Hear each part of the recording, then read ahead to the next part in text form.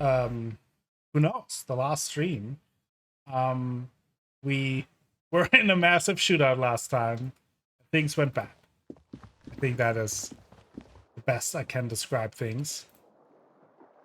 No, but we recovered. Kim saved us. Newly replaced glass, shining in the morning light. You hear traffic outside, back in the world again. I don't know how long the stream will be. I don't know what's gonna happen here. But we're just kind of seeing how things go. A lot of people died. We were very unlucky.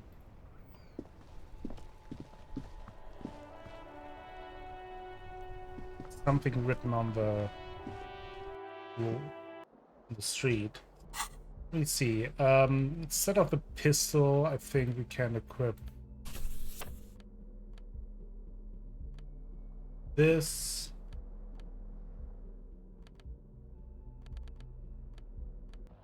I guess keeping the sword just in case. Glacia escaped. Ouch, that leg hurts. Maybe if you don't run, it'll be okay. Maybe we should take it slow. Looks like she's left something on the table. Next to the stack of bills, you see a note. A few lines jotted down in large, uneven handwriting, just as the writer was about to rush out the door. I'm sorry, I fucked everyone over. P.S. I didn't kill him. P.P.S. Gift upstairs. A gift? The lieutenant turns to the staircase suspiciously, looking at any signs of another presence in the shadow above. What could this gift be? I am not drawing my gun, yet. But I don't like gifts. Yeah, I don't know. Yeah, that's the thing. Like, I don't believe it was Glacia, but clearly there was more going on. And she did flee, and she did fuck everyone over. He says he's not, but his hand moves instinctively toward his holster as he studies the And we note. don't know who killed the mercenary. Just don't walk into another radio trap, okay? Relax. Not everyone is out to trap you. Seems she left in a hurry. It's hardly surprising.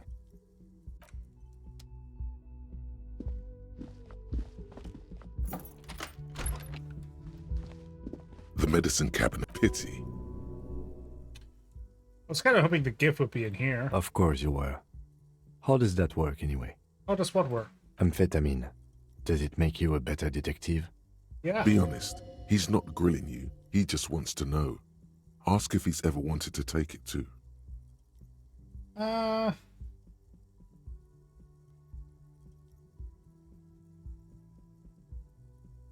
It keeps me going in the short run. That's what I thought. Let's go? He's really cleaned this out. She certainly had her priorities straight when she was packing. Let's go upstairs.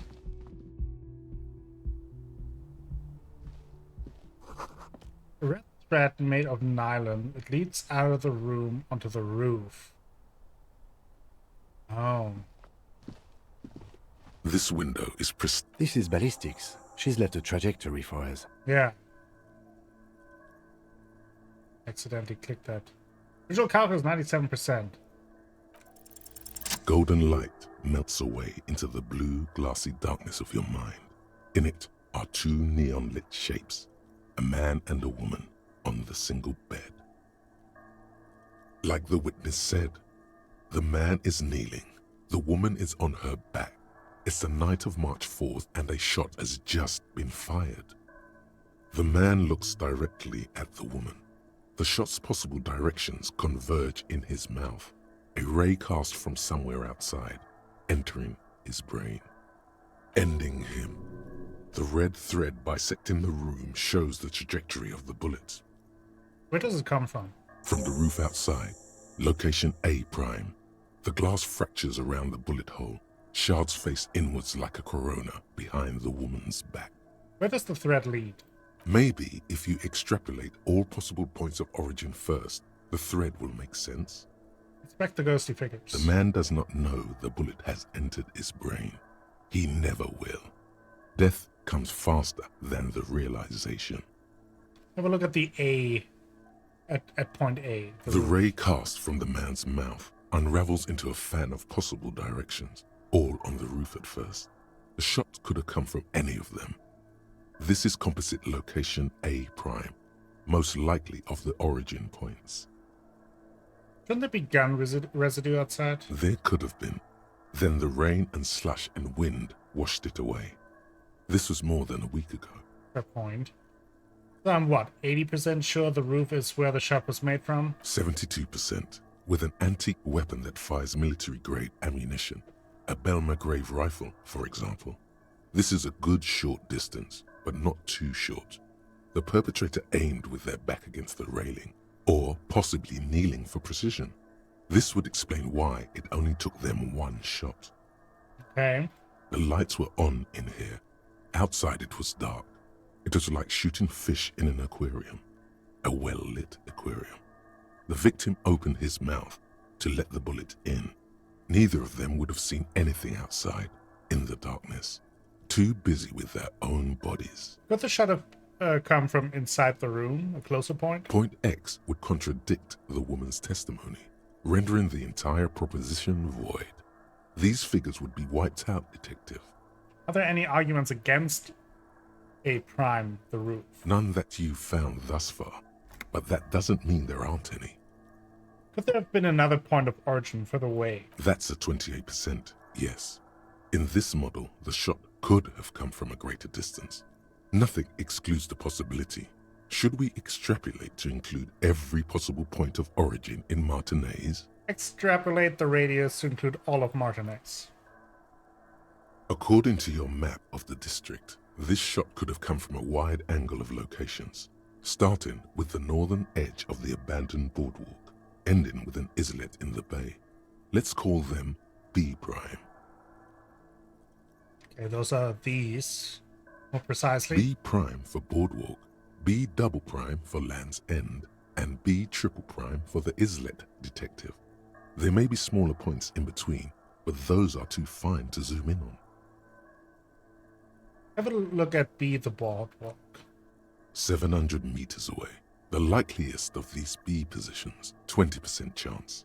A skilled sniper could have made the shot, provided he had a safe sniper's nest. Even with the light on inside, we're talking military training. At that distance, the perpetrator would have had to take wind direction into account. Okay, what about Land's End? 1.2 kilometers away. The least likely of these positions, let's say 3%. A truly skilled sniper could have done it, possibly from a tent. No, too far-fetched. What about the inlet? 1 kilometer away, a point beyond the docks, on an islet in the bay.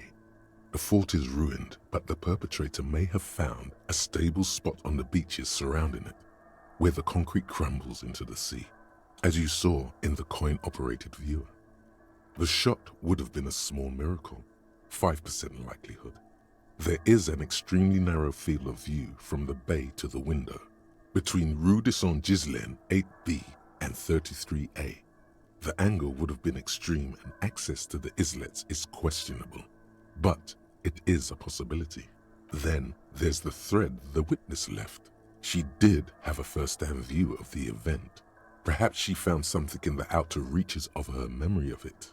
You need to inspect it again. Extrapolated all the points of origin. Now, where does this thread lead? It suggests the bullet came from the extreme upper quadrant of possible angles, from a point beyond the roof. B triple prime. The island in the bay. She trying to tell us the shot came from the islet? Unless she thinks the perpetrator was standing on the ring antenna. That is where the thread seems to point. There are ruins on that islet. The sunken seaport. I saw it through the coin operator. I remember. How did she know how to do this? She was there that night. She would have known precisely where the bullet hole was in the glass. It also looks like there may be more to her skill set than we know. Yeah. The question is, should we trust her?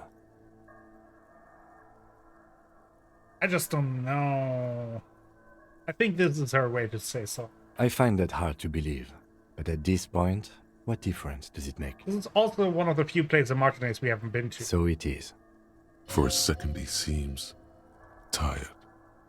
You seem unenthusiastic, Kim. I just haven't gotten a lot of sleep these past few days. He doesn't really believe this will yield anything.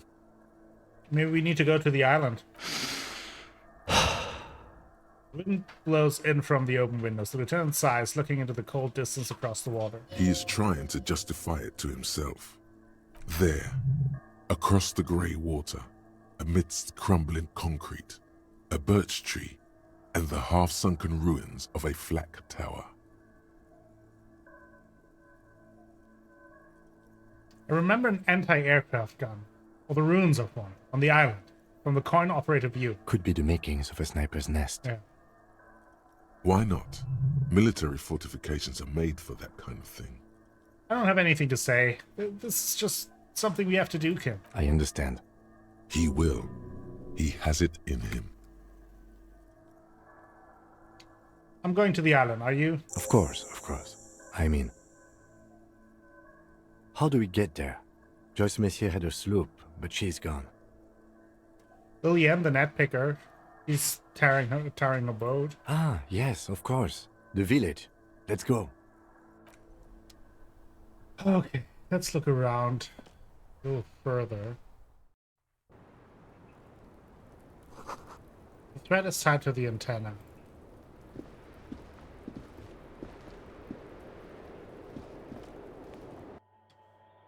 Can we finally... You clearly see footprints in... Jackpot. solve this case?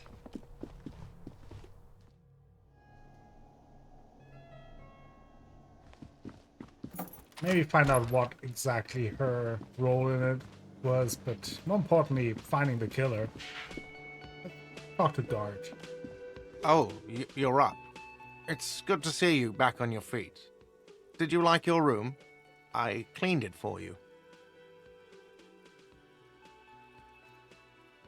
I did, thank you. Big improvement. You're welcome. I thought it would be nice for you to wake up in a clean place after you, let's be fair, defended this establishment and its clientele from gunfire. I give credit where credit is due, and that, sir, was an honest effort. I was watching until it went down. Crawled inside then. Bullets started flying. Anyway. He really wants you to realize that he was also on the balcony looking by, in the danger zone, so to say. I wish you a quick recovery.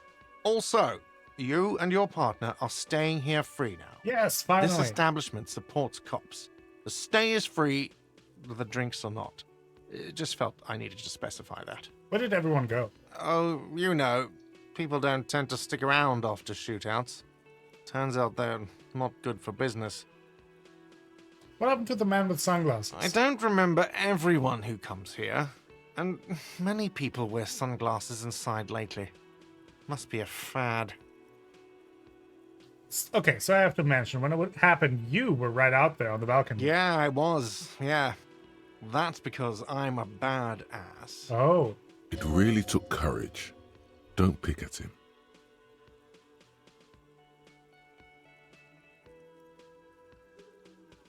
Yeah, you're a badass. Yeah, I don't know. Clients were panicking. And also, I guess I sort of found out that I don't give a shit if I die. He means it. It's not just boasting. It's something he discovered about himself, stepping onto that balcony. All right, thanks. No problem. They'll come back. They always do. I feel like after that near-death experience and sacrificing ourselves, a little bit of a new outlook on things. Hi again, Gendarme. Bye-bye, Gendarme. Or is that the leftovers of the Hardy Seeing Boys? you approach, the bruised man raises his beer can in welcome. Oh, it's you. Didn't think we'd see you walking anytime soon. Elaine, look. It's the cowardly cop. What? Huh? What? Looks up, his eyes full of confusion as if he'd just woken from a deep sleep. What do you mean, cowardly cop? He's very, very drunk. Our condolences for your losses. Is he okay? Does he look like he's okay? He does not. His unshaven face is almost grey, and he reeks of piss, sweat, and booze. While still alive, he has abandoned his own body to decomposition. How badly was he hurt? He wasn't. That's the thing. Titus, Theo, Dennis, Angie, Lizzie, they're all gone. But he got away without a scratch. There's nothing left. Nothing. Survivor's Guild? He has lost the will to live. It's survivor's guilt. He feels like he should have died with the others. He may kill himself if he doesn't find a new purpose, or else go on in this way. Not dead, but not really living either. It is tough, but you need to get off your ass and finish this. What? Cornell, Wild Pines, all the people responsible for the death of your friends. He was going to leave it like that? Sons of bitches. He mumbled something in mess. When he sinks down on the table again, a malevolent smile spreading across his face. Was this really the best idea? I guess you may have prolonged his existence a bit, if he can still remember this when he sobers up. If you think this will keep him from offing himself, I'll make sure to remind him. So far, I've just been pouring whiskey in him to keep him sedated. What's going to happen to the Hardy Boys now that Titus is dead? Titus is fucking dead. What's gonna happen to the Hardy Boys? Look around you, man. This shit is done. There are no more Hardy Boys. You two are just going to go back to hauling containers in the harbor? No, man. I don't know. I guess the Union will still be policing the neighborhood, but who's gonna do it now?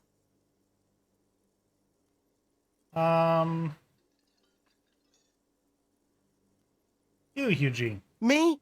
No, man. I'm not a leader. You know, Titus only recruited me because I play the guitar. Said the team could use the morale boost. You can do it. Eugenie Boys. Has quite a ring to it, doesn't it? What? Fuck no. If I'd stay, we'd keep the name to honor Titus. You're right. Eugene Hardy doesn't sound bad either. Man, you have no idea how this works, do you? Nope. But yes, if I don't stick around, then it's all over. So I guess I sort of have to now.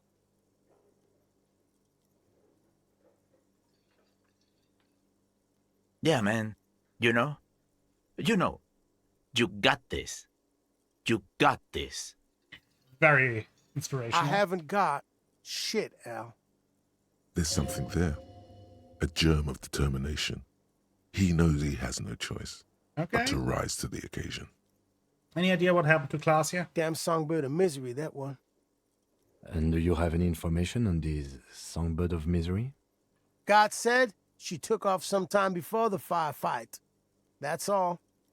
Trying to remember if there was anything. Oh, yeah. He said she seemed to be in a real hurry. Move on.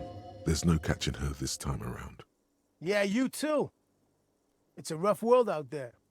It's not easy being a cop. We were too hard on you. Both of you. We shouldn't have fucked with you like we did. You got between us and a lot of bullets in that fight. Matinees owes you one. Ah, don't mention it. That's kind of you to say. Take care of your friend, okay? I will. You take care of yours. A sharp pain shoots up your side and into your stomach. You must not look too good.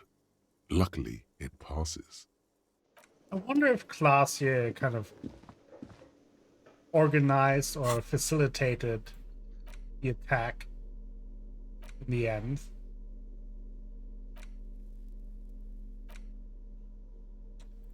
To kind of create a distraction in order to then Six out. crumbling petals rest. The bullet is still safely sealed away. I'm looking at this. Go to the island where the shot is coming from. Still haven't found the working class husband, that's for sure.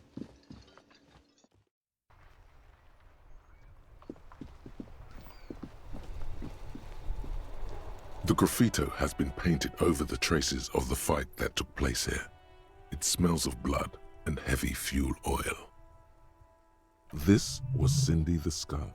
Looks like Cindy the Skull finally found the words for a masterpiece. The lieutenant crouches, touching the fuel oil with his finger. Looks like it, yes. This is still fresh. It wasn't here yesterday. I smell heavy fuel oil. And blood. Some of it is even yours. Heavy fuel oil. Isn't that flammable? Step back, Lieutenant. Set the graffiti on fire with a lit cigarette. The Yes. fuel oil catches fire immediately with an Yes. ominous hiss. A Down. bright orange flash across the surface of the letters. Black smoke rises from the burning message.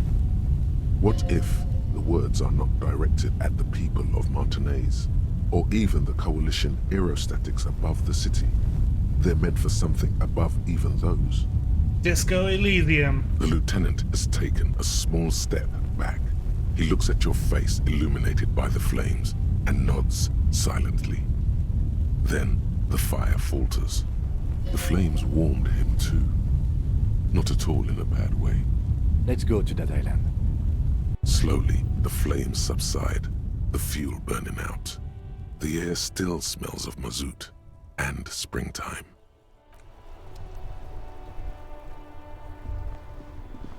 The damage looks like it could have been caused by an earthquake. Officer, care to play a game with the lonely old man? Actually, never mind. Wouldn't be the same. Where's Rene? The prick is gone. I can barely Died? believe it. But he's really gone. He is trying to retain his jolly facade, but the underlying sadness casts a deep shadow over his wrinkled face. Gone? Gone where? Hell, most likely. He was an absolute Kent. What? Was he killed during the mercenary tribunal? Oh, he would have liked that. Violent lives ending violently. That's how he wanted to go. Sadly, it was not the case. How did he die? His hungry little heart finally gave out. The dock workers found him in the guard booth this morning. Oh, this morning. Wasn't even supposed to be working for another week, but he just had to prove how tough he is. Guess he was about to head home, 'cause when the dock workers found him, he was wearing civilian clothes and not the Kuketu uniform I saw him in all the time. Sometimes I thought he was wearing it just to piss me off. Now the joke's on him, 'cause he's gonna be buried without it. Was he really that bad? I repeat, an absolute Kent. Even his old army buddies didn't want him around. He was like an old viper. The only people who could stand to be around him were Jenny and me. She saw something in him when we were just kids and she never lost sight of it. And I thought if the most beautiful being in the world can love him, then there must be something worth holding on to. Did you love him? We've hated each other our entire lives. So much, in fact, that... Yes, I loved that angry prick. He didn't deserve it, but I did. You know what his last words to me were? Some right-wing royalist slogan? In Guillaume's time, you'd have been shot without trial. That's what he said to me. He lived a cunt, and he died a cunt. Let's leave it at that. Here, something to remember your friend by. The photograph of Renee and the girl. Let me see. This was 60 years ago. We all went to that parade.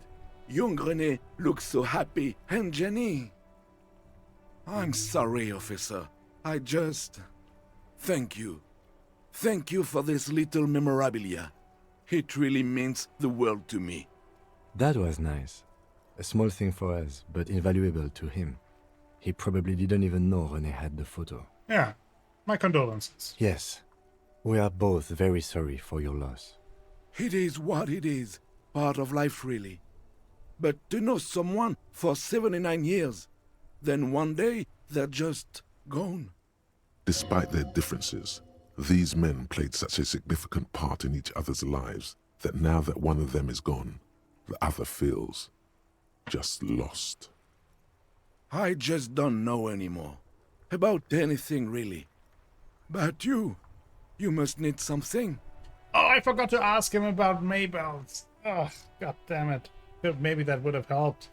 René wasn't really what you'd call a botanist, officer. And believe me, he didn't like Insulindian lilies. Of course he didn't. Flowers are for pansies. Stop wasting time with them. It's the Linian lilies? That's their old name, dating back to the time of kings and crests, and all that other stuff he loved so much. Why didn't he like them? There were many reasons, but mostly it was the communals. They called them the bells of revolution. I guess in the end, the Insulindian lilies were just another piece of the whole Insulinde. The royalists had to surrender to the Mazovian insurgents. It doesn't really matter anymore. But you feel the dried flower in your hand somehow still does matter, although not to this sad old man. I want to go over a few things about René, if that's okay. Yes. Yes. He finds comfort. We all got to go sometime, officer. We are both very sorry. It is what it is. I didn't want to click that. Part of life. Despite their difference, I just don't know anymore. About anything, really. Well, let's see if Tommy Leon...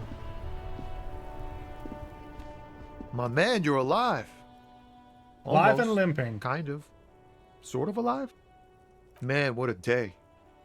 I missed out on most of the action, but I heard it was quite the encounter.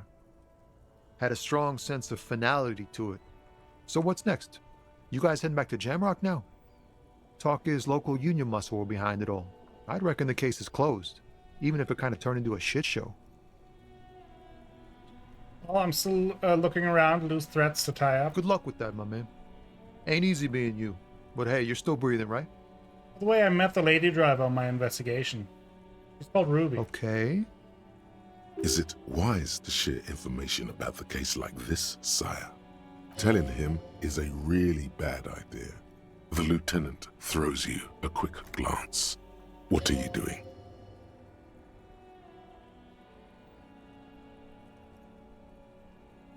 Yeah, that's it. I can't share anymore. That's probably for the best. You keep your job to yourself. With a job like yours, you have to. I didn't want him to go crazy or something. Or kill himself. An old monument stands in the middle of Let's the see, traffic island, 58% pointing encyclopedia. toward the sea. It looks as if it's even by the standards of the Philippian kings. Old sumptuous Philip was known for his profligacy. What Well, way? he blew through the whole national treasury, starting the decline of one of the penultimate century's greatest superpowers, the suzerain of Revachol. His own maladministration foreshadowed the fall of the monarchy.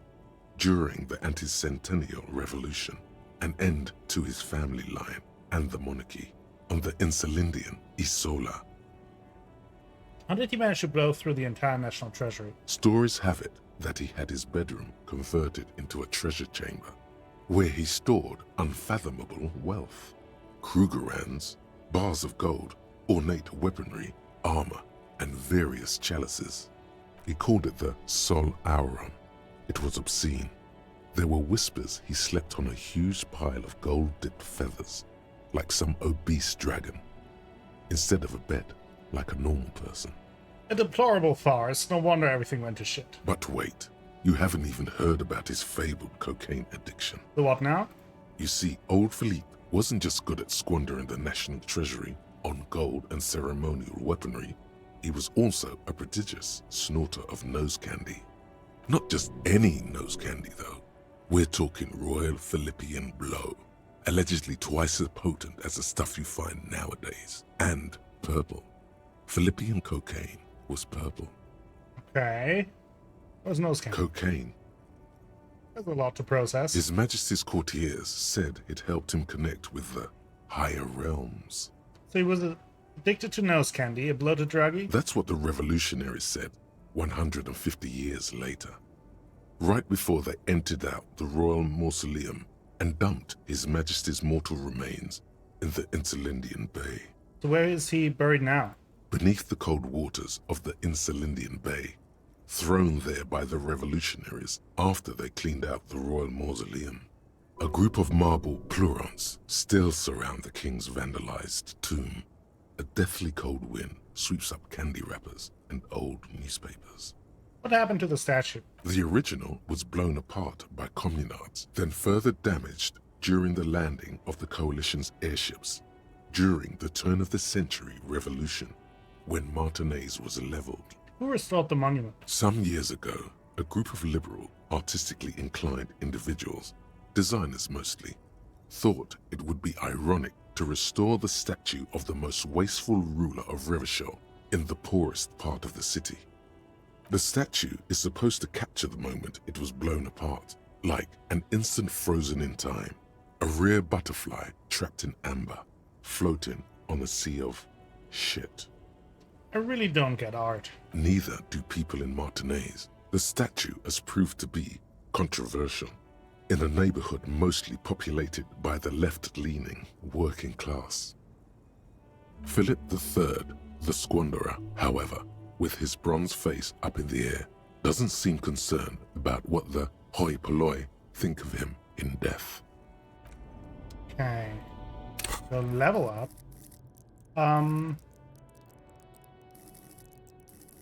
Where do we want to go? Let's get our logic up. Like now that we died, came back. This found the smell of... There's something odd about the passenger seat. Oh, The seating fabric has been pulled tight over the lower side of the seat where the we didn't see that toolbox should the first be. time when we checked that out. Voila! A stack of neatly folded papers has been stashed behind the seating fabric. You see 3 maps depicting a large metropolitan area. It's Revachol. Some of its routes and highways have been outlined with a pen. Bonne prise. Lieutenant commands you as you shift through the treasure, well worn and folded into neat squares. Hold open the topmost map. This large map displays the elevated motorway called 881. The intake leading to Martinez is marked with a blue X. There's another X on the off-ramp at a place called the Old South. Okay. Toll booths at the intakes are marked with a circle. It looks like there are scant few ways of getting onto the elevated motorway that runs over Jamrock, and this person knows them all. There, hundreds of thousands of motor carriages roar on the 881, high above the massive brown and red roofs that is Jamrock. The commuters don't even look down. The world ceases to exist outside the windshield. Where does the road lead? To Kuron, through the middle-income neighborhoods there, by the river, and then to Stella Maris and La Delta for work, while the men and women of Jamrock scuttle to their fates below the road. Hold open the second map. This municipal map from the 30s displays a complex system of storm sewers underneath a sub-district called the Pox, old military hospital, right adjacent to the 41st precinct. No storm will ever drown Revachol. The great solution to the riddle of history. Wind rips through the empty hallways of the once great military hospital, now just a ruin under an overgrown park. Beneath the hospital, great sewer tunnels hum and vibrate with life of their own. What's that sound? The rattle of motor carriages and lorries driving through long-forgotten tunnels, lit by gaslights. Let's look at the third map. The final map displays a labyrinth of service tunnels left over from the construction of Motorway 881. A few routes have been marked with a pen, where the tunnels and sewers surface near the eminent domain and a traffic island in central Jamrock by the lake. These service tunnels were probably used during the construction of the foundation beneath the motorway. Despite the cold, figures move about cloaked in shadow, their breath escaping in white clouds that fade into the darkness. Wherever you look, the night gives cover to her messengers. They travel from eminent domain to perdition and onto the main, over the River Esperance, on Route 881 to the Old South. The exit ramp is supposed to be shut down, but there's much activity. The road spreads like the tentacles of a great octopus. What does this all mean, Kim? It means that the smugglers are secretly using the motorway to transport their goods and materials. They've infiltrated the East Motor Tract, most likely. The RCM patrols most of these auxiliary roads, though apparently not all of them. So where does the contraband add up? Hard to say. This distribution network looks certainly large, yet still vague enough. It doesn't reveal much about the Besmerti behind it. Besmerti? That sounds vaguely familiar. The Besmerti is a Revacholian crime syndicate. They see themselves as the inheritors of the 14 Revacholian Indo-tribes, but really they're just violent gangs vying for control on the west side of Revachol. With cool names like La Puta Madre and Aura Masta. It's a dark parody. Who do you think is behind this? It's definitely not the Union. They just do some logistics. This operation has spread everywhere on Jamrock. If it's that widespread, then Madre remains the most likely suspect. Here's bad news. There have been attempts at a serious investigation before, but they haven't ended well for those involved. Gotcha. Lieutenant Kitsuragi is a brave man for saying Madre's name without the winces and whispers that usually accompany it. Especially bad news for cops who may have something in their past they don't even know is there. Best not to disturb the scene. Let's put this back. I'll have forensics go over the lorry and pick these up later. The stack of maps looks to close the rusty. Okay.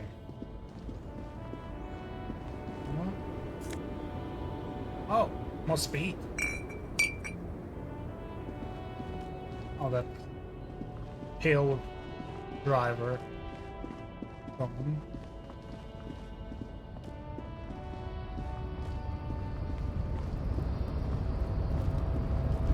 Hey, mañana.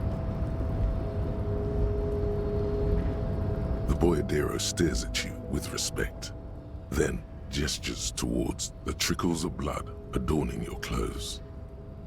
Dangers come with the boyadero lifestyle, right? There are types of danger. The one I'm usually concerned with is lung cancer or getting mauled by wildlife, not bullets. It calls back to an older era where this was commonplace, though. You have a true boyadero heart. Where is everyone? Hiding, gathering themselves. The harbor's in full lockdown, friend. No getting in or out, for the time being. You can't help me get inside? No, man. Not today. Today is war. He says it matter-of-factly, like it's no big deal. So what's going to happen next? Time will tell. I'll tell Everard you dropped by. I'm sure he'll be glad.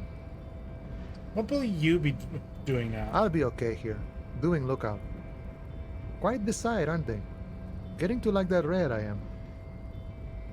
Don't worry about me. I live to alleviate the worries of our brothers. See if any insane killers turn up. Then I'll run. And live. Try not to get shot, eh? I'm sure I'll be luckier than you, friend. I'm sure I can't enter here, but...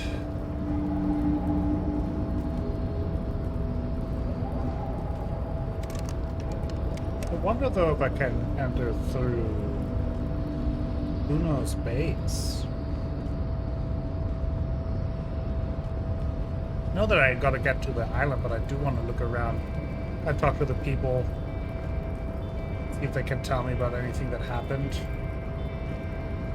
in the meantime, or from their perspective.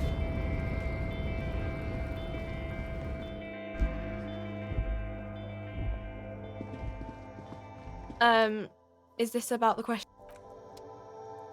Probably should buy A colorful Again, I'm obliged to inform you that both alcohol... meds, just in A case. small cabinet on the wall is filled with various medicine bottles, nasal. Okay, here. I hope Saint... Okay, here. Just in case. I don't know what awaits me on the island, but...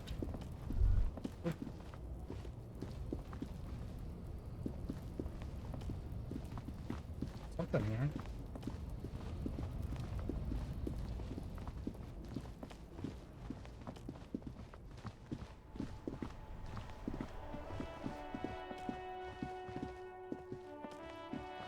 An old call box with a matrix of push buttons lists. Whatever she says, it can't hurt you. You're a different person now. Stronger, healthier, and... alright, maybe not healthier, but it's a bonus that you've drunk so hard you can't remember any of your past relationships. Exactly. There's a light buzz as you press the doorbell, waiting for her to answer the call. It's cold outside, and you can hear the wind blowing into the speaker. A strange metallic taste fills your mouth as you stare at the intercom. There's the static again, whispering like a seashell pressed against the air. Yes, hello. This is Tricentennial Electric. Have you come to place an order? Hey, it's me again. I wanted to talk to you. My God. Here come the bad vibes again. Relax. Distance. It's you. My God. I didn't think I would hear your voice again. Wait, is she... Wait, are you repeating your words? Michelle, just please. You were breathing the way her voice drops when she finishes the sentence sounds exactly the same. Why did you even call? I don't understand. You've been gone for months. I thought you didn't care. Is this some kind of joke? You think it's funny, deceiving a police officer? The voice from the intercom doesn't answer, but you can hear her breathing. Wind blows into your microphone again, crackling and echoing in the box. Your hands are getting cold and your breathing becomes visible, forming small silvery puffs in the air. Is it over? Can we talk now? Ever since I came to work here, it's been different. As if my mind's been wiped clean. Say nothing. It's so nice. It's so nice to be able to finally forget about you. And then it hits you. You're recording. She tries again not to cry, and still doesn't succeed completely. Her quiet sobs sound old and distant, as if her voice is being played off a wax cylinder. Real or not, your mirror neurons react. It feels painful to be listening to this. Anger boils up in your chest. Why does it feel like it's my fault? Her sound melts into the static from a long-distance phone call. From time to time, you can hear people talking in the distance, but can't make out any words. This is where you hung up the call the last time, but the recording is still going. Keep listening. The phone rings in the office with an old-fashioned chime, and someone walks by in a pair of heels. The static is like a warm blanket wrapped around the sounds. Is anyone there? No one replies, but the static grows stronger like rainfall. Then a female voice speaks out, completely different from the one before. Glorious and total somehow, crawling inside your head. For 300 years I have been here, volatile and luminous, made of sodium and rain. Okay. If you want me, you can find me on the beach. Dans la genre-defying. So, The strange alien thought pattern ends. The lieutenant cuts in, inspecting the interview. it was a recording trapped in the circuitry from some ancient tenant. This sometimes happens. Shall we conclude here? We have other mysteries to solve. Wait, a recording trapped in the circuitry? Mm-hmm. I don't have time to explain it to you right now. Maybe sometime later. Something weird just happened to me. Don't take this the wrong way, but during our short stint working together, something weird is almost always happening to you. That is a pretty fair point.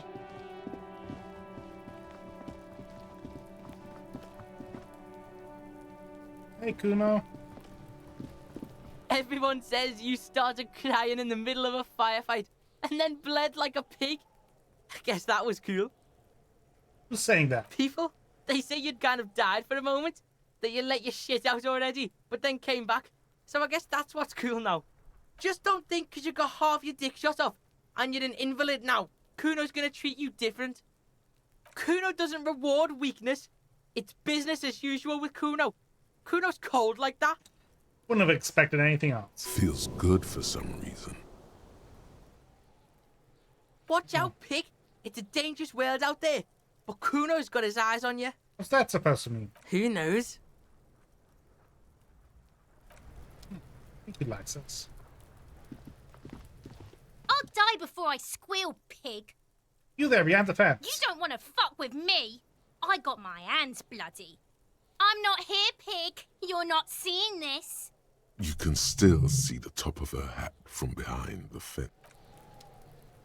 Okay. Now can I enter the harbor from Kuno's side?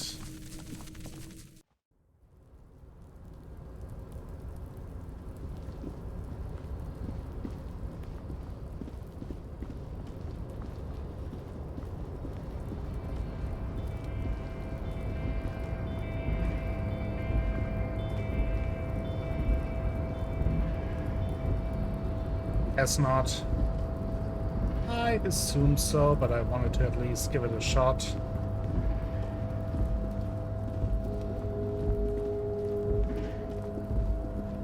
Okay, so then I think I'm gonna talk to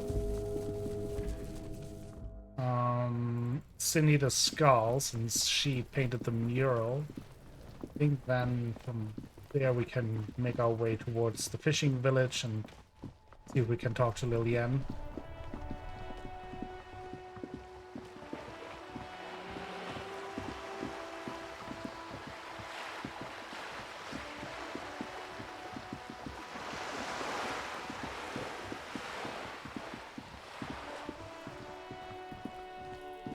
Just an ordinary wall.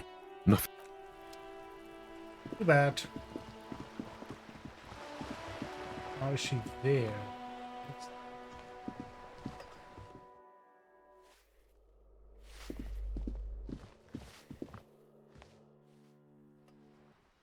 Not outside.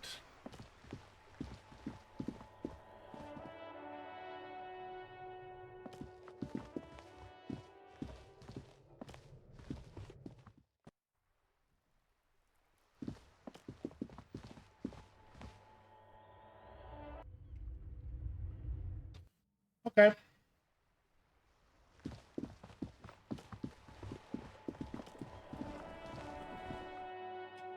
Let's move towards the fishing village.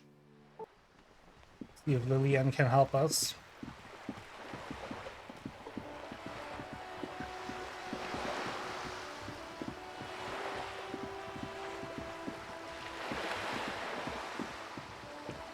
Now, do we want to wear something else here? So, empathy and hand-eye coordination, logic. Let's do this one. With shivers.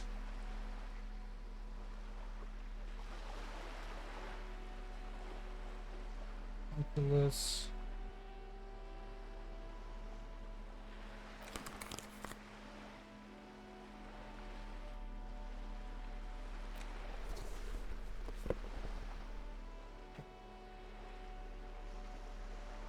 That's a pretty good combination, I think.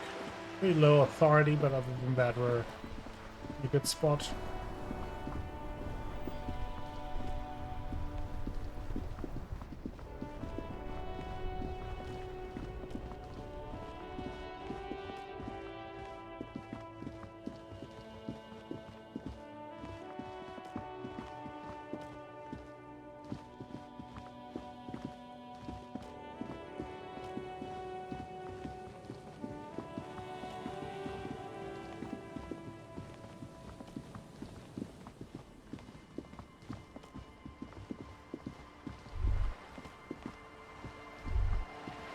This is it. Yeah. The scene of the party.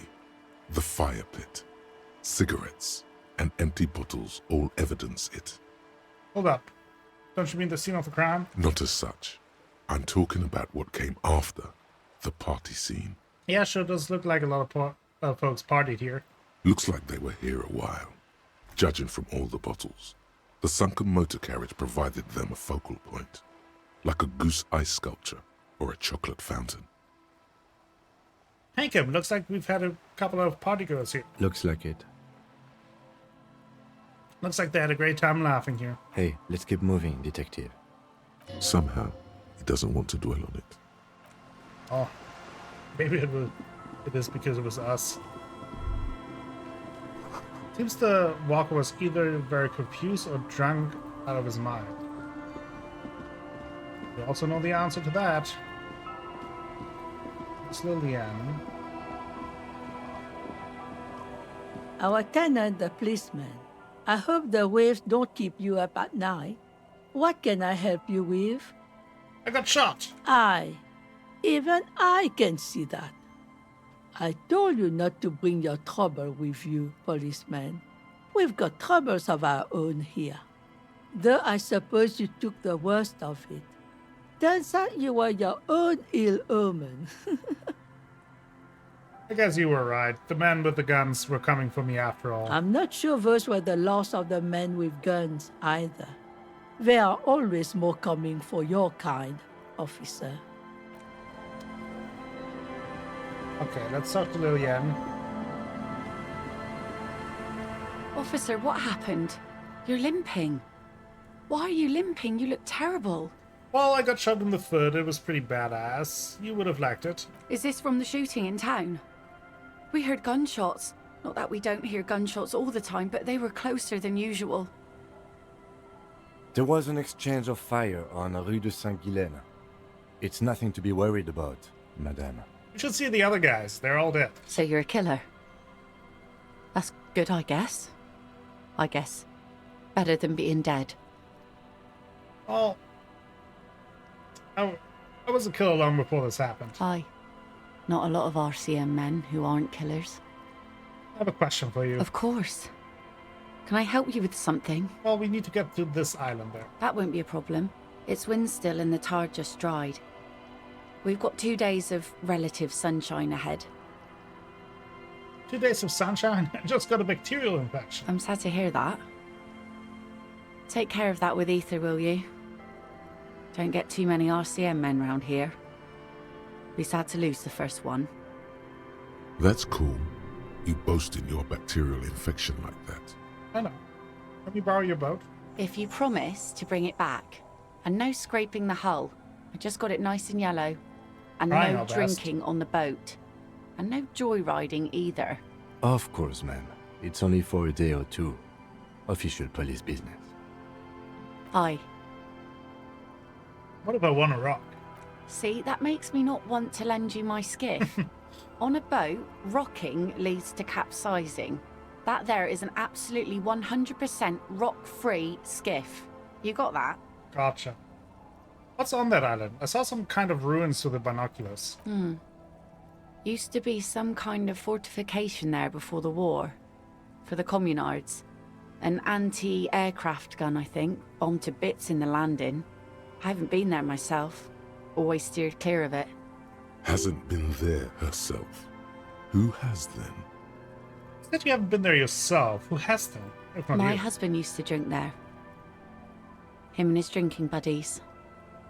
Always seemed like a bad place to drink to me. People died there during the landing, you know. My mother told me. The kids sometimes go there too. I know they do, on rafts. I tell them not to, but they bring back old bullet casings and such. Which kids? The twins. Okay. God forbid they bring the girl along on some rickety barge. Can we maybe ask your twins about that place before we go? Would that be alright? Be my guest. They've a strange way of talking. See if you can get anything useful out of them. I seldom do. Is there anything I should know about getting there? Well, most of it's sunken. Underwater. That means concrete underwater. Cut your boat if you're not careful. Be sure to enter from the south side. Water's deep there. Aye, aye, Captain. Thank you. We'll use your skiff to get there then. Please be conservative with the fuel, will you? Just filled her up, but it's a small tank. Okay. Actually, Be careful out there. Oh? Really? Are you sure? A lot of stuff.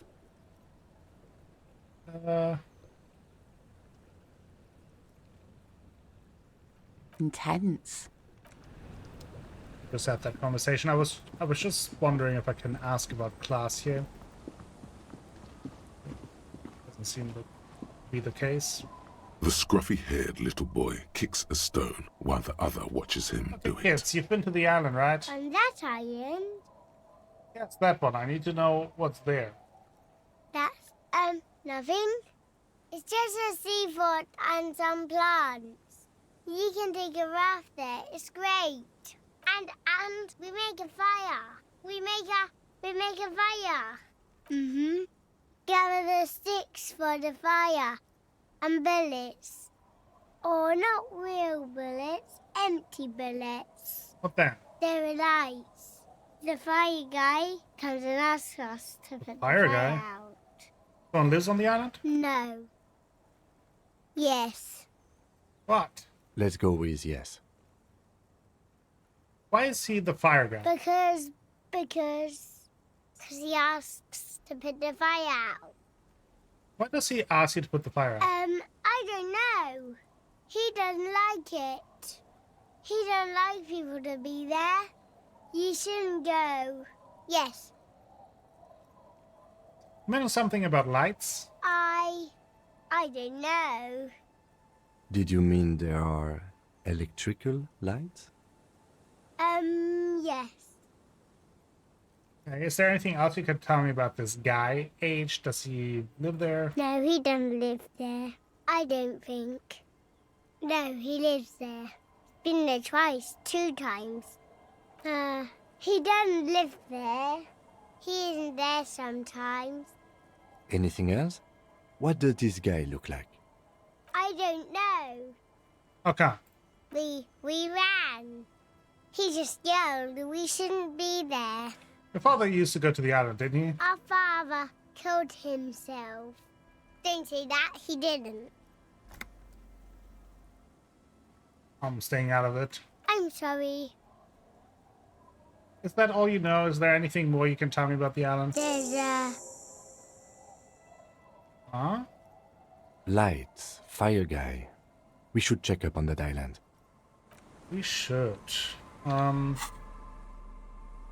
Let me...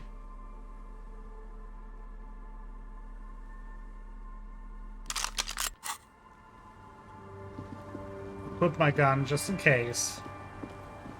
This might go crazy over there. Here we go. A skiff with a small steering engine in the back floats on the calm mirror of the sea. Its 2 seats are empty. Once you get in, that's it. One pull of the starter handle, and you're off into the bay. A strange trepidation comes over you. Are you sure you want to go now? Oh. Have you made all the necessary preparations? Closed all your accounts? Pretty much as I can. Remember what the net picker said. It's a small tank. You won't be going back and forth on this. You take the engine, Kim, I'll hold the boombox. What? What? How else do we blast SAT FM on our way to the island? Fine. Let's blast SAD FM then. Let's go.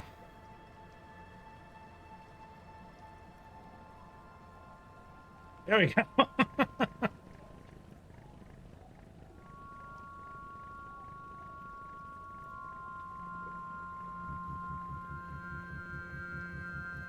Want to be free. Want to be free. It will last forever.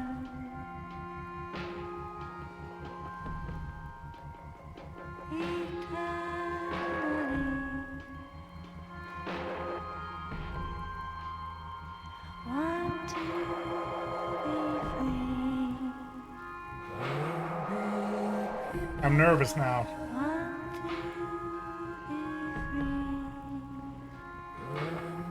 It's either going to go really well or really badly.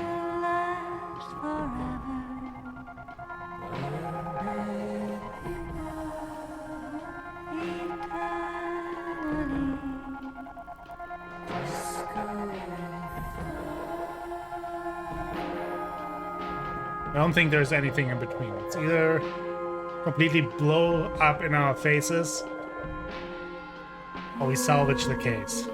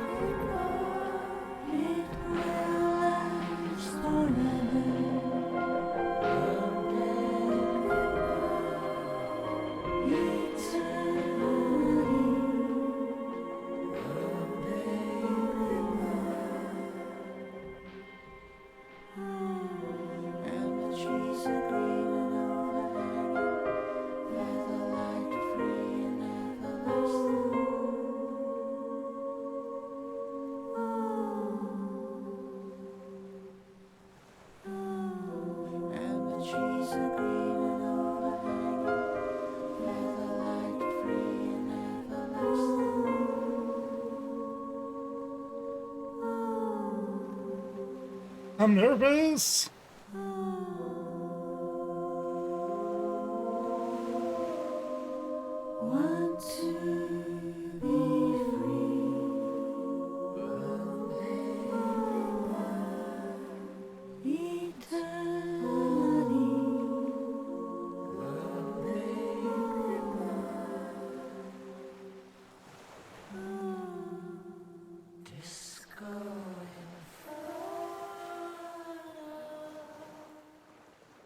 Okay, here we are.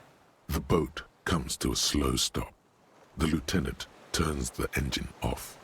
Then there's silence. In the silence, a sputter of wings. A flock of quails takes off in the distance. There is very little wind here today. The ghost is standing still. You look at your arms, then the cliffs above you. Let's go. Let's go.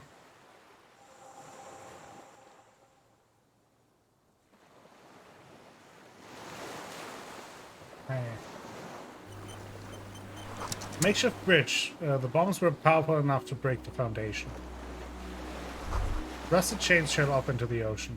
The chain trails off into the ocean, connecting the island to the supply depot on the coast. This is to the depot in Land's End. Ah, yes. So it seems. Do you think it was useful? For bringing munitions to the island, maybe? And supplies? You could also lock the bay when you raise the chain. Lock it for who? From enemies. Enemies of the commune of Revachol. This sea fort was a revolutionary fortification, I believe. Interesting. I'll first check what's down here. If there's anything. These tires are falling apart. They're at least 50 years old.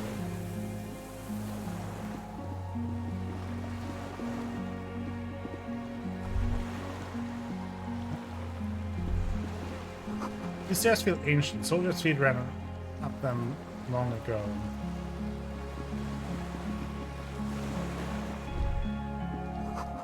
There's a lingering trace of mazout in the air. Tension, flammable. Some fuel has leaked out the barrels. Black and viscous.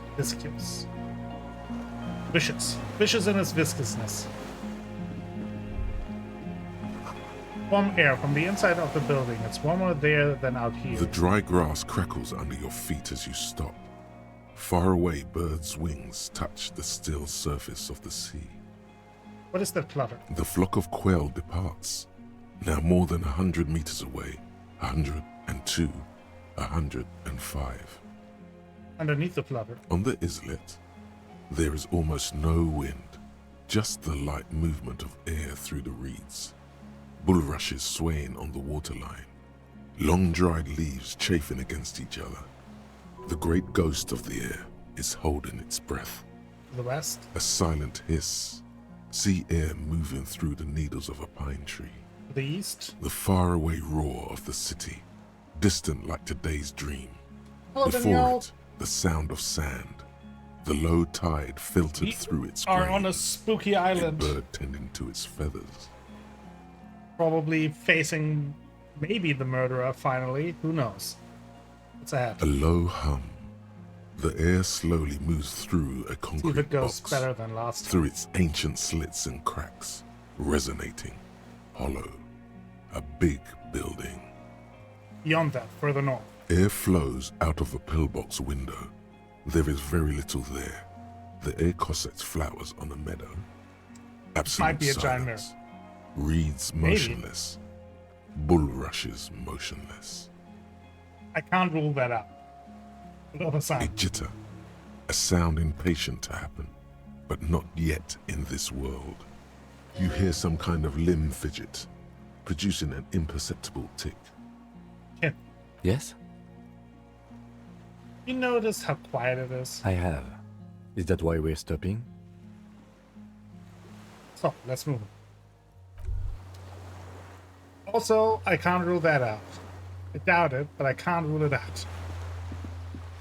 This bell says ICM. You see a star with little specks in it. Little birch from the coin-operated viewer is still holding on. How way to get up there? The stairs are gone.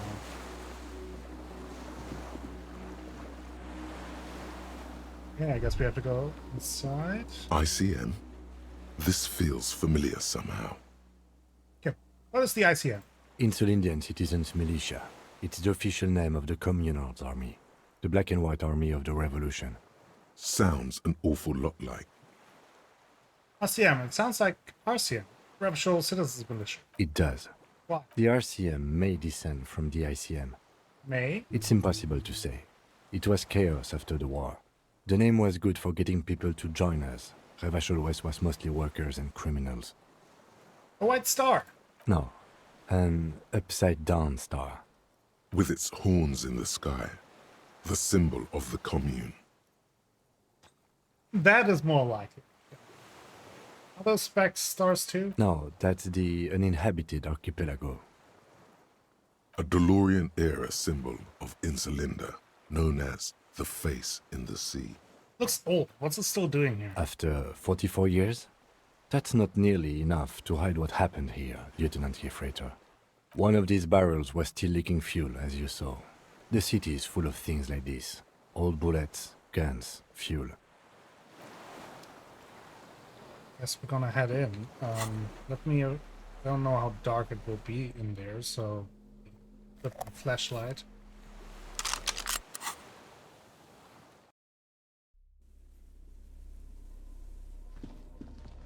Okay. This was once an armament rest. Careful, these stairs have collapsed.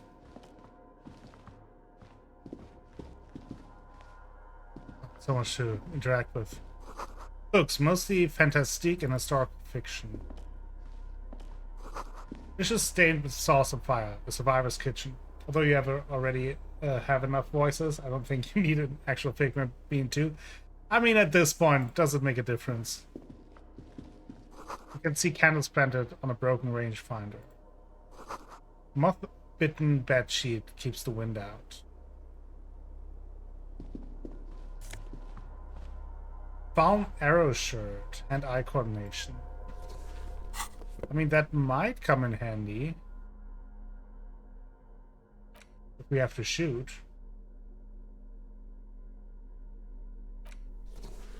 Let's go with that.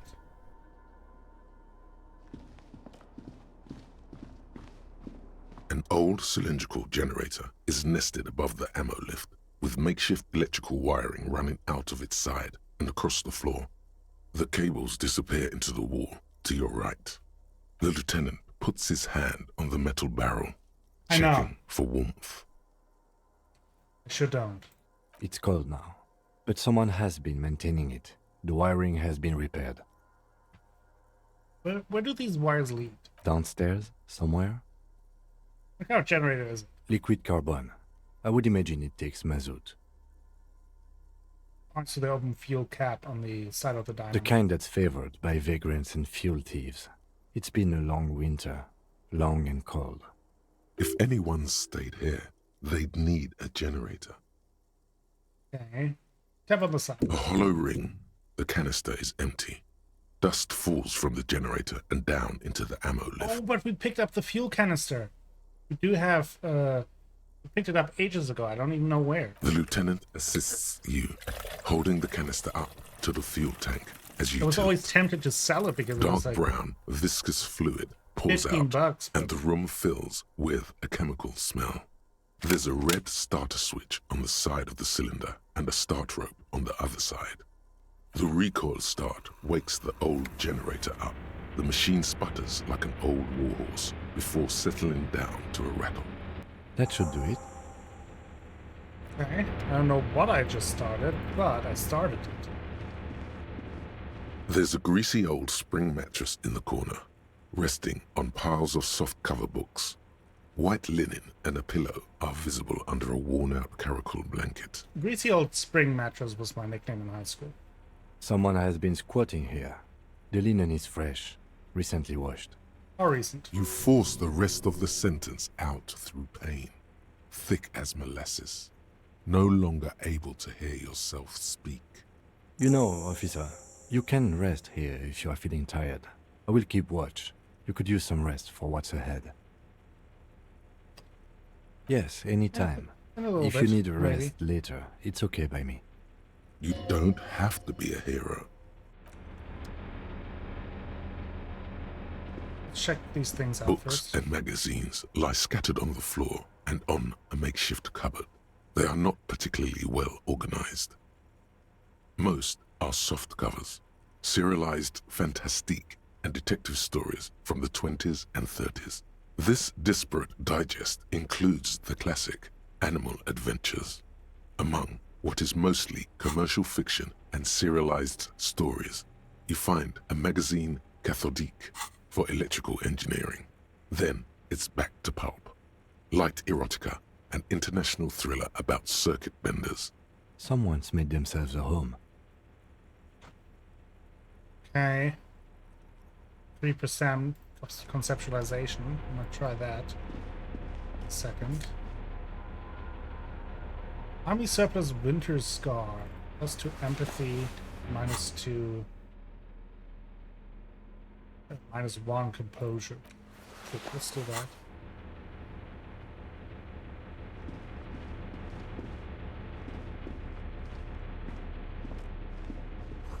This great blaster must weigh over 10 tons. Rust peels off. And magnesium. Yeah, magnesium.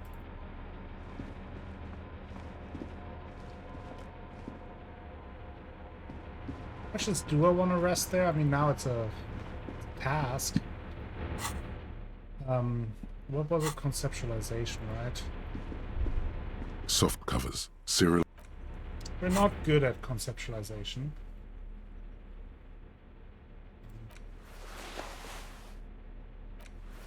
But we can definitely work on getting better at it by putting on some stuff.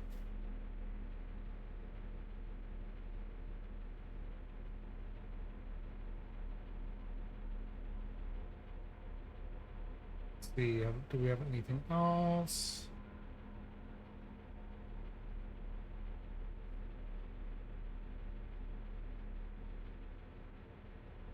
No, but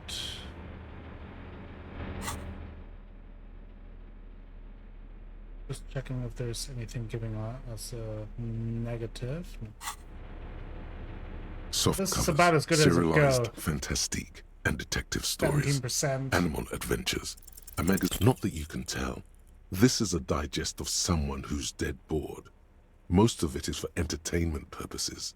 Fittingly right next to the radiola on the floor. Nothing out of the ordinary? Maybe it's a little old-fashioned. There's a nude mag.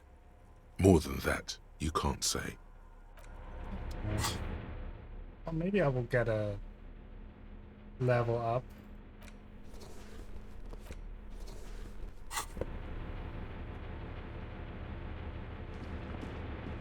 The greasy The offer still. The bed is quite in. You face the get some shut concrete up. wall.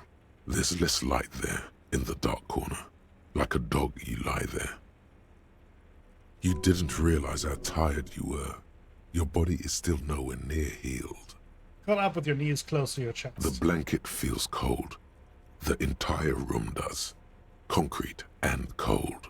Minutes pass. Half an hour maybe. The sounds of the sea beyond grow distant. Your eyelids close until you feel yourself standing up in the darkness, right next to the mattress. Slowly, the world begins to hatch from the blackness. It's evening.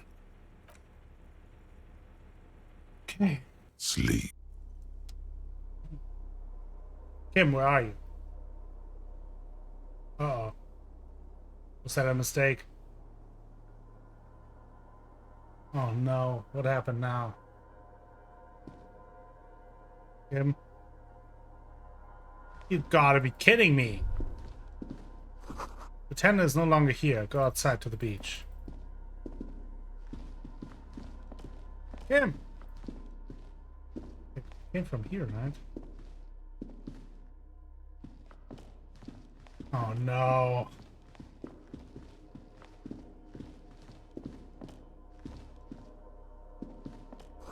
The door's still there, closed. It's strange somehow. You can't get in.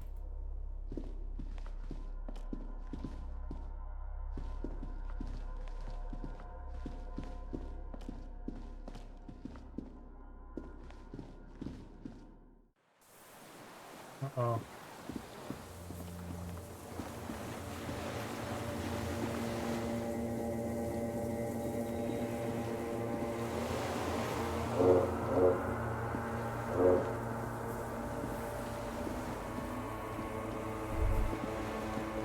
Put down the chain. There's something there.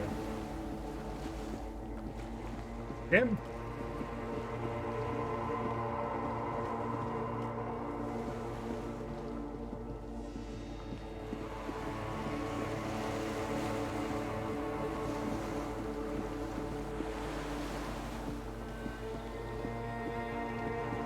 I like the music. Walk into the water now. The footprints on the water. What? Earth. Oh, Jesus.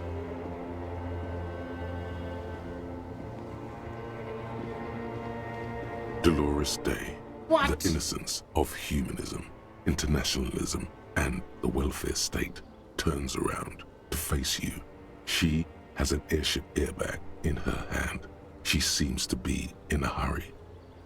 Okay, don't say you need to talk right away. Melt the ice first. This way you're already talking. But you don't even want to talk to her. She would only be cold and mean. Let her go. Let her go. This is the holy queen of the territories of Muindi and Insulinda. Think of the historic knowledge we could glean. This is a once-in-a-lifetime opportunity to win her back. Up in the back. Just my scepter, my globe cruciger, a spare silk gown, a toothbrush, travel documents, the crown of immortality. Oh, crown of immortality. Aren't you already wearing one? Oh, this. This is just a wreath. The crown of immortality is made of rarefied light, mana and raw palladium. Of course. It was passed on to me by the rulers of late antiquity. She looks at the suitcase, not knowing what more to say. Then, over her shoulder, silence. Her nuptial gown flows in the wind, wraps around her holy body. Anyway. Where are you going? I'm going to Morova. To live there, in Grad. It's 1 million kilometers away, Harry. Might as well be another lifetime. Something is off. I'm sorry. I was heading to the aerodrome. I just don't have time to... She stops mid-sentence, glances to her right, then looks at her back. She means she doesn't have time to tend to your emotions. You don't have time to tend to my emotions? She sighs and looks over her shoulder. What are you doing? Stop saying things like that. Hey. Hey. How are you doing? I'm doing really good, actually. Both professionally and romantically. I've come to a fulfilling and peaceful period in my life. Well, how are you doing, Harry? Oh, I'm dying in a ruined flag tower. Blood is dripping down my chest. God, Harry. She shakes her head, her eyebrows knitting together with worry. You have to take care of yourself. You're not a young man anymore. If you keep going like this, you'll... Desperation is gearing up. This is everything I always warned you about. Oh, your skin is holy and soft. No, Harry. It's just regular skin. I'm not as beautiful as you always thought I was. Let's not get into... You are. None of the others are as beautiful as you. She does not answer. There's that expression again. Silence. A distant wind blows. You can't think of anything pretty to say. Can you stay for a moment? We need to talk. We need to have one more massive epic showdown. No, Harry. No. I don't want a massive epic showdown. I want to go to the aerodrome. I have tickets for the 10:20 flight to Morova. Really, we don't have anything to talk about anymore. Every combination of words has been played out. The atoms don't form us anymore. Us, our love, our unborn daughters. It's all gone. I have to go to the aerodrome. I have to leave Revachol and you. And you have to be alone. In hell. Forever. That's just the way it is. Doesn't seem fair. Oh God, whatever you do, don't try to kiss her yet. Not after that. You're still reeling. You'll fall over if you try now. Well, I have a 92% chance. You said I have a vast soul and you will always come back to it. We both said a lot of things. We were very young. It was her. I can feel it. I can see it in her tender, long fingers, in her wrists. Her hand wrote it, said those things. Actually, you didn't say it. You wrote it in a letter, a handwritten letter. I kept it in my paperwork. As Queen Regnant, I write a lot of letters. I have it right here. Let me refresh your memory. Let's take a trip down memory lane. Please, Harry. I just don't have time for this. Every morning when I step out and you're asleep behind me, I find a little piece of sadness in me. I carry it in my chest down Voyager Road. Every step I take, it grows, until by the time I reach the fuel station, it has filled me completely. I step on the light rail and look back. Something, bow collector. I know it will be like this until I walk back to you. You. Every step I take will get lighter. It always makes me run. Sometimes I do. I can't believe I met you. I can't believe the happiness I feel with you. You have a vast, vast soul, and I will always, always, always come back to it. Okay, stop. Yes. Are you happy now? There's more. Kisses, kisses, kisses. Very well. I wrote it. It was morning. You slept. There was hoarfrost on the ground when I left. On Voyager Road. It was autumn. The first autumn. But Harry, please understand. It was 1,000,000 years ago. No, it was 100 million years ago. I was someone else then. Filled to the brim with love for you. Hanging on your every word. Oh, Harry, you were the coolest. But I am no longer that person. This has taken her place. It will devour you. Harry, I will eat your mind. The light of the video rental shines ready through to her star. dress now. A DeLorean figure, cut in black, moves below. It's still her.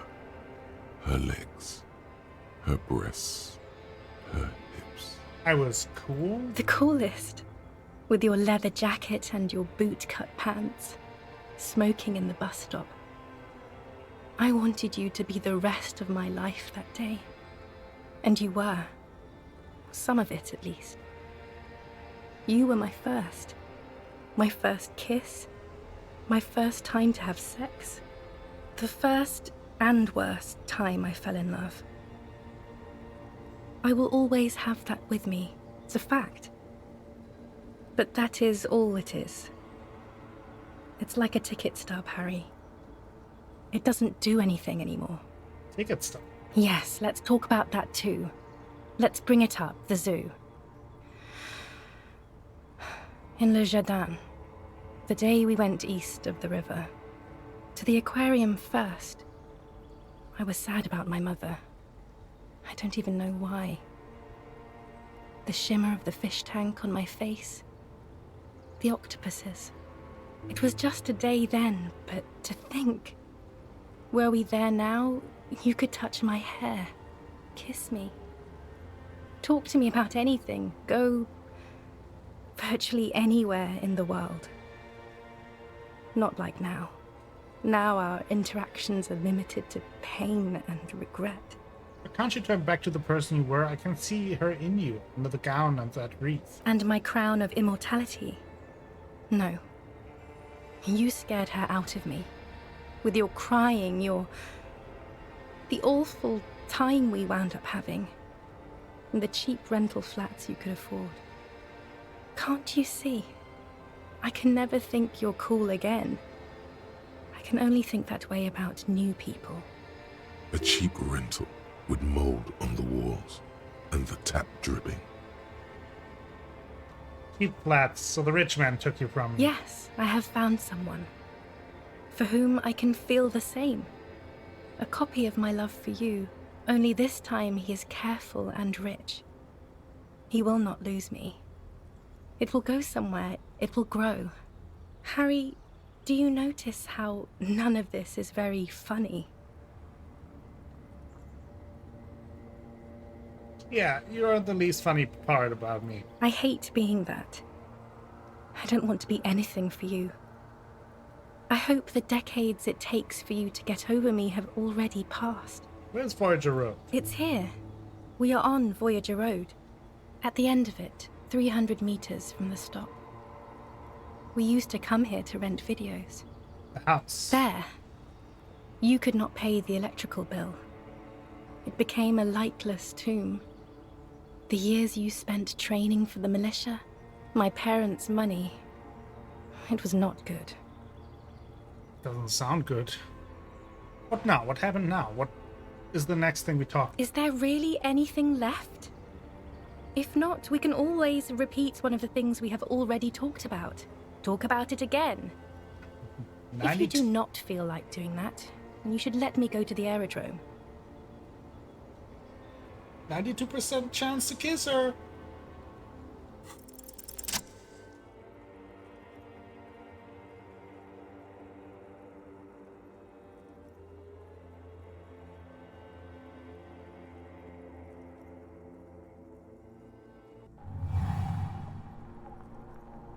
With your feet trembling from the steps you took, tepid and fearful, you stand against her, her body close to you, radiating warmth. With your eyes closed, you move your lips on her mouth. She is not kissing you back.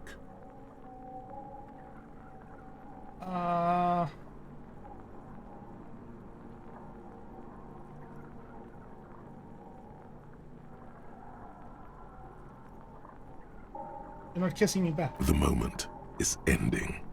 She is going to move her face away from yours.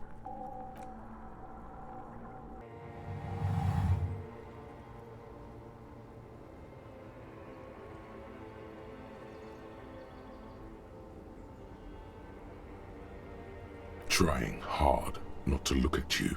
When she withdrew and you held on to her hand, she tried not to look at your face and see the expression there. Brother, you should put me in front of a firing squad. I have no words for how I failed you. You didn't kiss me back. She breathes out heavily, as if something painful has passed through her, and shakes her head.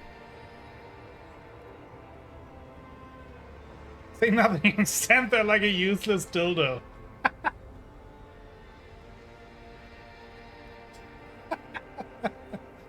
Yes. We're going to say nothing and stand there like a useless dildo. She shakes her head one more time. The evening wind rustles her hair, blowing old newspapers and fast food wrappings down the street. You are the apricot chewing gum scented one. No, I'm just Dora. Why didn't you kiss me back? Why did you do that to yourself? You know I don't cheat, Harry. I never cheated on you. I did then. No, Harry. Not yet. There is one more thing you have to see. She slides her hand down her chest and onto her lower stomach and smiles. I'm pregnant. Swallow. You know what this means. Is it mine? Of course not. She looks down at her, but I mean, if she phrases it like that, what else are we supposed to think? I terminated yours. Ooh. Don't you remember? You poor fuck. Poverty-stricken fuck. Now, go ahead. Ask me more questions. Let's talk about something else. No, this has to end. Do the last one.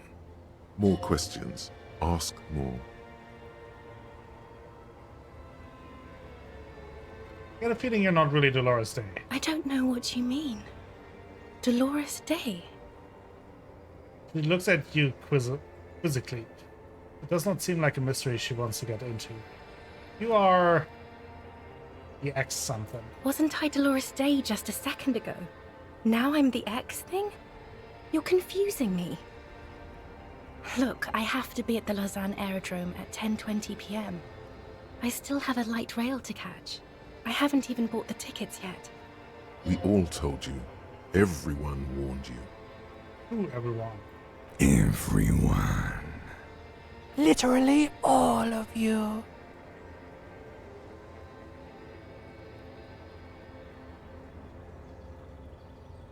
Should have gone even deeper, to a place where I never met you, because it's impossible to meet people in the abyss of the void. Great.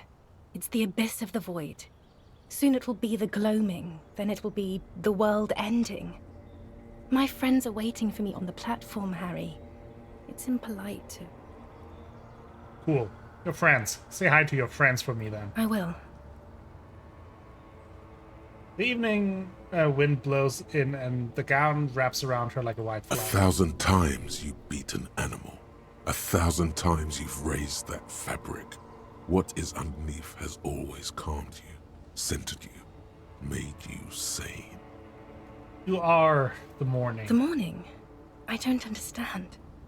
No, the morning. I'm grieving, but you're not even dead. Oh my god, Harry, stop. I don't want to hear anything about the morning. Mourning someone who's still alive. Any of that. I can't do that anymore. I'm not 80 years old, I'm 32. People my age are not supposed to mourn. Second thought, you are Dolores Day, Queen Regnant of the territories of Mundi and Insolent and nothing else. Yes, Harry. I am. Things have gotten much better for me, now that I am the ruler of the known world. Oh God, it's already so late. I have to go, Harry. A tiny golden watch with red straps around her bony little wrists. Okay. I have to, Harry. Really, I've already missed the 8:30. I'm gonna go now. I was wrong.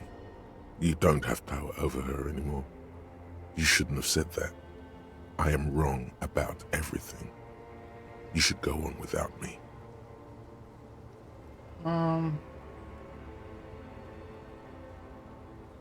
Hold on. What is there to do in Mirova? Light, life, culture. It's so much better than here. Everything here reminds me of you and the horrible times we had. The nights we stayed up fighting for our dying love. I have to wipe it all off me and be clean again. I want to be a good person again. Not this. Not what you made me into. Okay, I understand. No, you don't. You're just being a martyr. And I'm really going now. The time is up. I must be on the 10:20 flight. Will we ever see each other again? I won't see you, but you will see me. How can that be? Oh, Harry. This is a dream. Can't you see? I'm already in Morova by now. Who knows how long ago this happened? A year? 2? 5 years ago? I will see you again then. Right here, tomorrow night. Once this dream starts happening, it keeps happening. 3 times a week, at least. And Harry, it really, really looks like it started happening again. There's the video rental. I'm suffocatingly beautiful. And young. And I smell of tutti frutti chewing gum. Like I did that time when I asked you for forgiveness.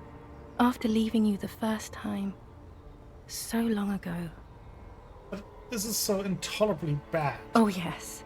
This is real darkness. It's not death or war or child molestation. Real darkness has love for a face.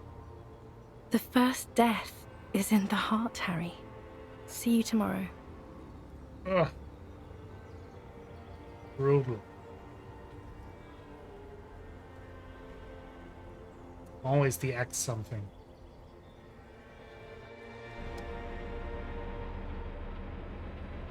Take him.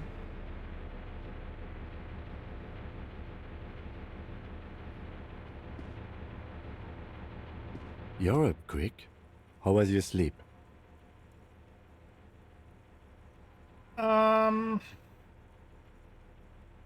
Actually, it was total annihilation, Kim. I did not want to wake you. Perhaps I should have? Was it a job dream? No, an ex-wife dream. The lieutenant nods solemnly. I understand. We've all been through similar things. It can be overcome. Let's comb the entire island centimeter by centimeter. That's the next step in the task chain. Okay. He's still worried. You must have really threshed and squealed in your sleep. You're kind of... Oh, look like you were see-through. Let's go to conceptualization. And put these things on again. Why does art inspire you so much? No, art is for arrogant blowhards. Why am I getting this? Is it? Yet your eye constantly seeks out the most critical side of any aesthetic confrontation. You follow the expressions of imagination and technical skill with curiosity. In short, art is the highest form of human communication, representation, narrative, emotion, and agency intertwined. Would I fit into the art world? I mean... Have you looked in the mirror lately? You have the exact features of a savage art critic, with that beard and those clothes, disheveled and prophetic. Perhaps you should try to critique architecture too. I guess I have been feeling critical lately. Yes, you seek substance. No vapid representations and reproductions of social mores as made manifest in stuffy biennials. We're talking real, living art here.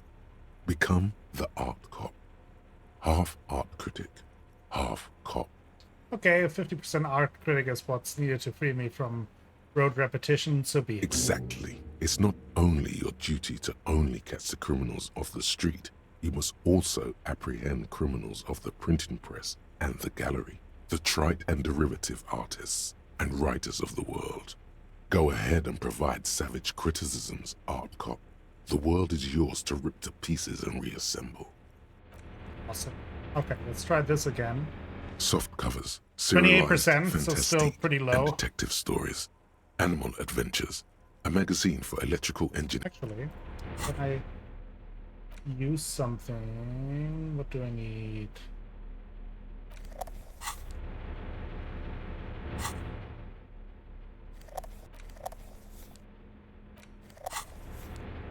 Let's smoke a cigarette. Get smarter. That's how it works, kids. Okay. Soft This is covers, as good as we can go. serialized 42%. fantastique, and detective story. Still Nope. nothing. Just Oh, let's go. you see a small metal door nested inside a larger one. A heavy steel blast door. There is a conventional keyhole above the handle. It's very small. What's on the other side? Another part of the island, probably. The lock looks like it could still be usable. How do we open this? Maybe this is one of the doors we don't open? Looks at the door, then at its bigger brother, then at the lock. He's right. It would be better to open its big brother. A powerful engine hangs under the ceiling. It must control the blast door. I find us not opening it highly unlikely. All right, I retract my statement. It was naive. Let's look around and get it open.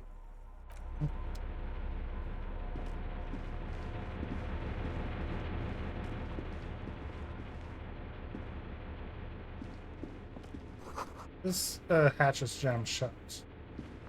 Green paint flecks off the monoblock aluminium cabinet. There are rows of switches on the front panel, a frequency band, and even a keyboard. Run your fingers across the The keyboard. keys rattle like teeth. This keyboard hasn't been functional in decades. What is this then? The console of an antique computation device. The generator upstairs, with wires coming out. They terminate here. Got this open the blast door? I think, yes. Let's see. That one. The emergency open. Let's push light The interior. lighting in the room turns on with a sizzle, a dim ambient orange. We don't see open. The blast door opens with a series of clicks. A shaft of light appears, then widens as the light shines in.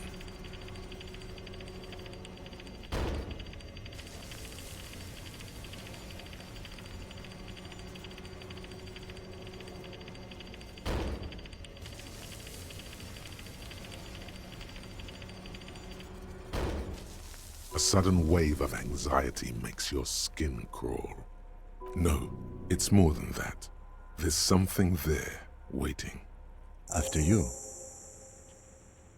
What's there? I don't know.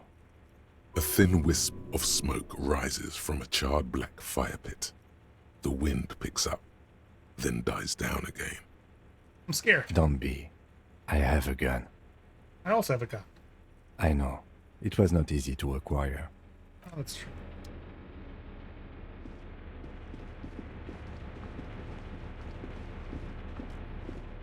Actually, I don't know if this... There.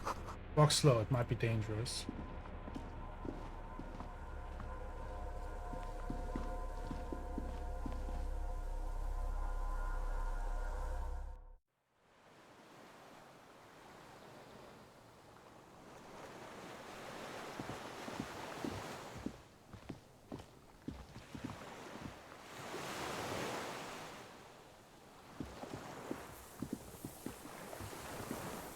Kind of worried to run into something.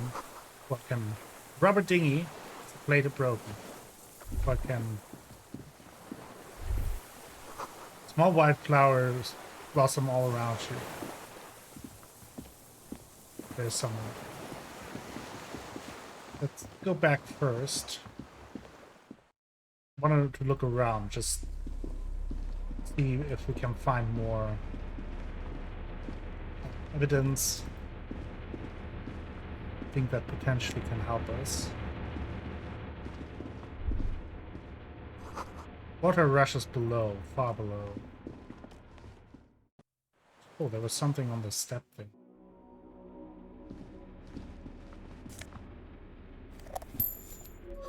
Also, put on...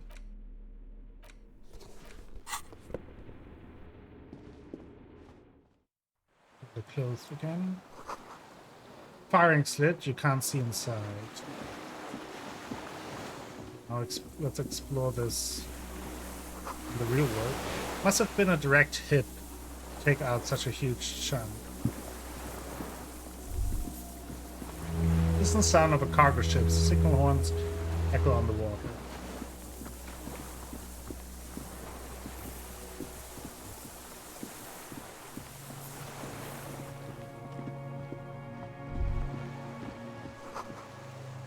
There's cracks under your feet. Be careful not to fall through.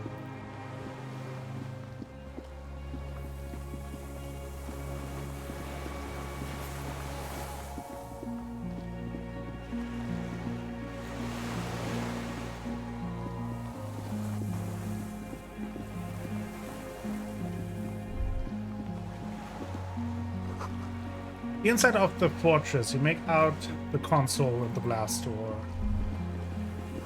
The pain in your pelvis makes you wince, then you continue.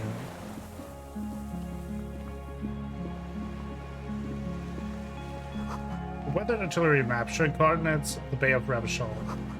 An old medicine cabinet newly stocked with druamine. That's good.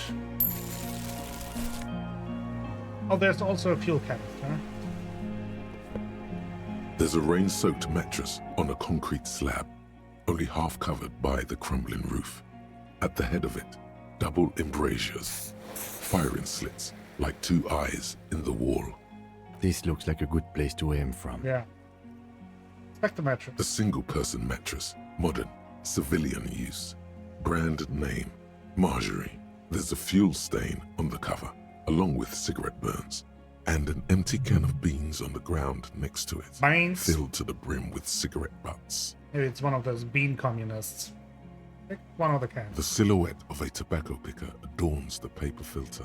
The brand, Dio Moteri. Yeah, so the same brand of cigarettes extinguished in Land's End. Could be a coincidence. Or the same person has visited Land's End and here. I didn't see any signs of smoking inside though. If people live there, they keep it tidy. This here may also be a smoking spot. Inspect the wall. There's a firing slit in the wall in front of you, like a little window. Touch the concrete first. Quite old and grimy, from years without cleaning by anything other than the rain. Sounds like a description of me. Look through the hole in the concrete.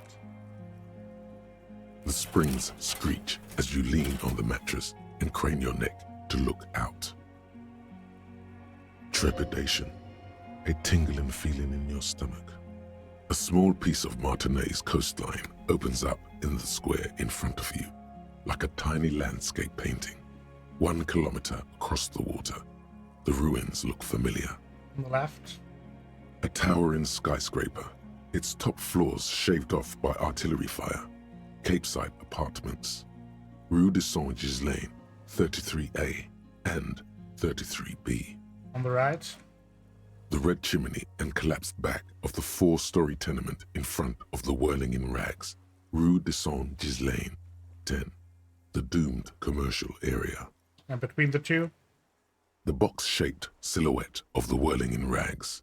Its sloped roof, a tiny fleck of light catches your eye on the rooftop, sunlight reflecting off the upstairs window of Clausia's room. Motherfucker.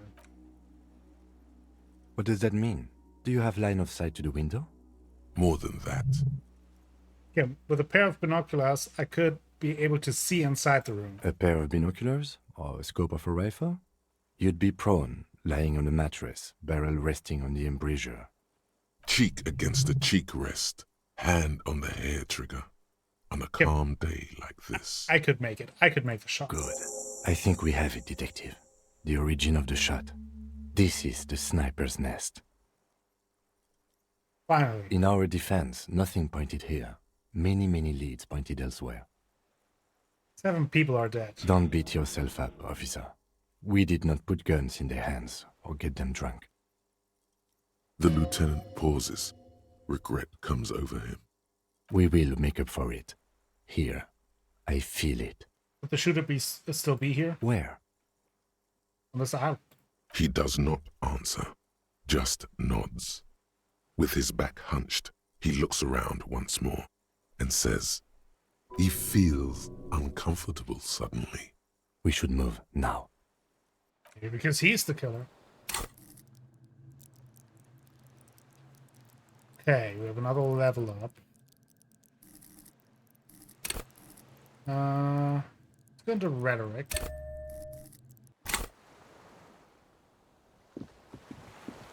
Okay, let's look around. You feel eyes on your back. Someone's watching You can't see where. And we saw someone sitting up there behind the blast doors in the corner. A strange feeling, looking at the water. Maybe you should just wander off into the sea. Leave it all and walk in with a bottle in your hand. Raise your sign. In the still mirror of the bay, you see Martinez reflected.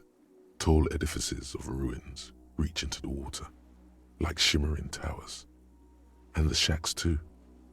Pine trees and motor lorries, upside down. Islets and posts, like stepping stones, lead into the water in front of you. Go. Step in. It's been too long. Why? Perhaps there's someone there, under the water, waiting for you. In front of the video rental, on the corner, at the crossing.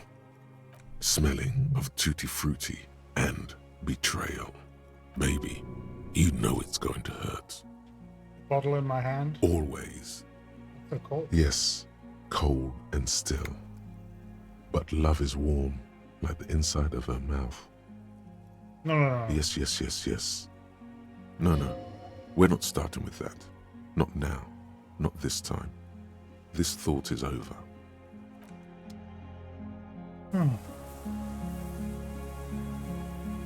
Poor Harry. The winch is broken. Rust has eaten what remains of the chain. Hey, I think it's time to face whoever is there.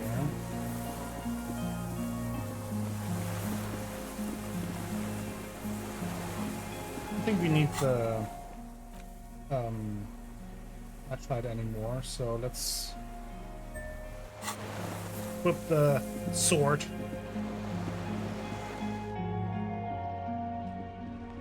Because that worked out so well. Actually, since we might go into another fight, didn't help us last time, but we could take some drugs.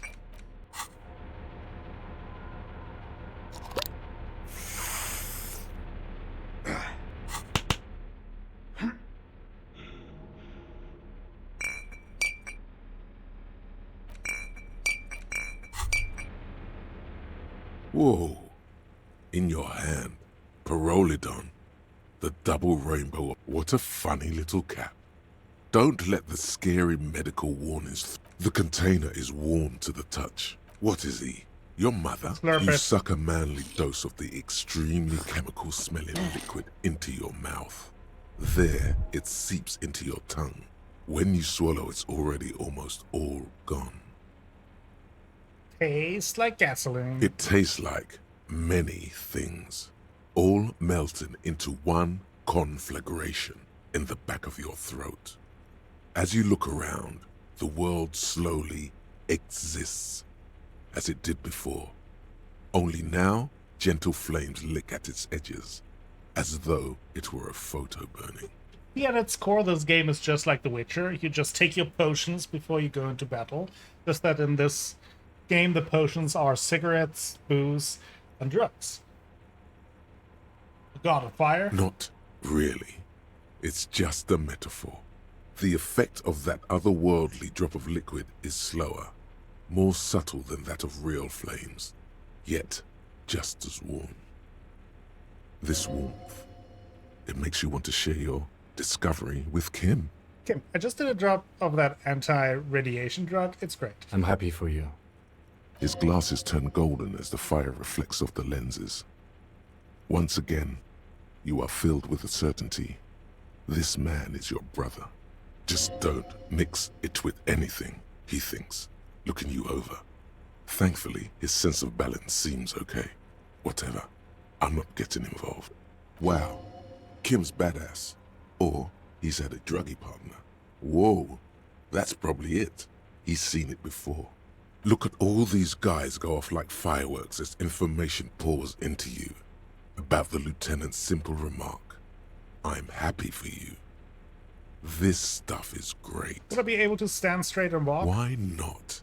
This government-developed substance seems very non-intrusive. Yeah. You could even operate heavy machinery. Hmm. Fire machinery. Perfect. Please don't actually operate any fire machines. This is going to be so useful in my line of work. Already you can tell you're going to be slurping a lot more Pyrrolidon. This stuff is going to give you insight into that little flickering light hidden in all human beings. Beautiful. That's exactly what I needed. But we also need to get drunk.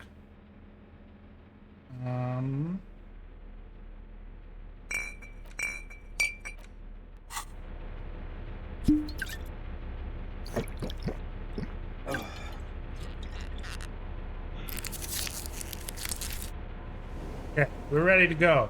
We're popped up out of our minds.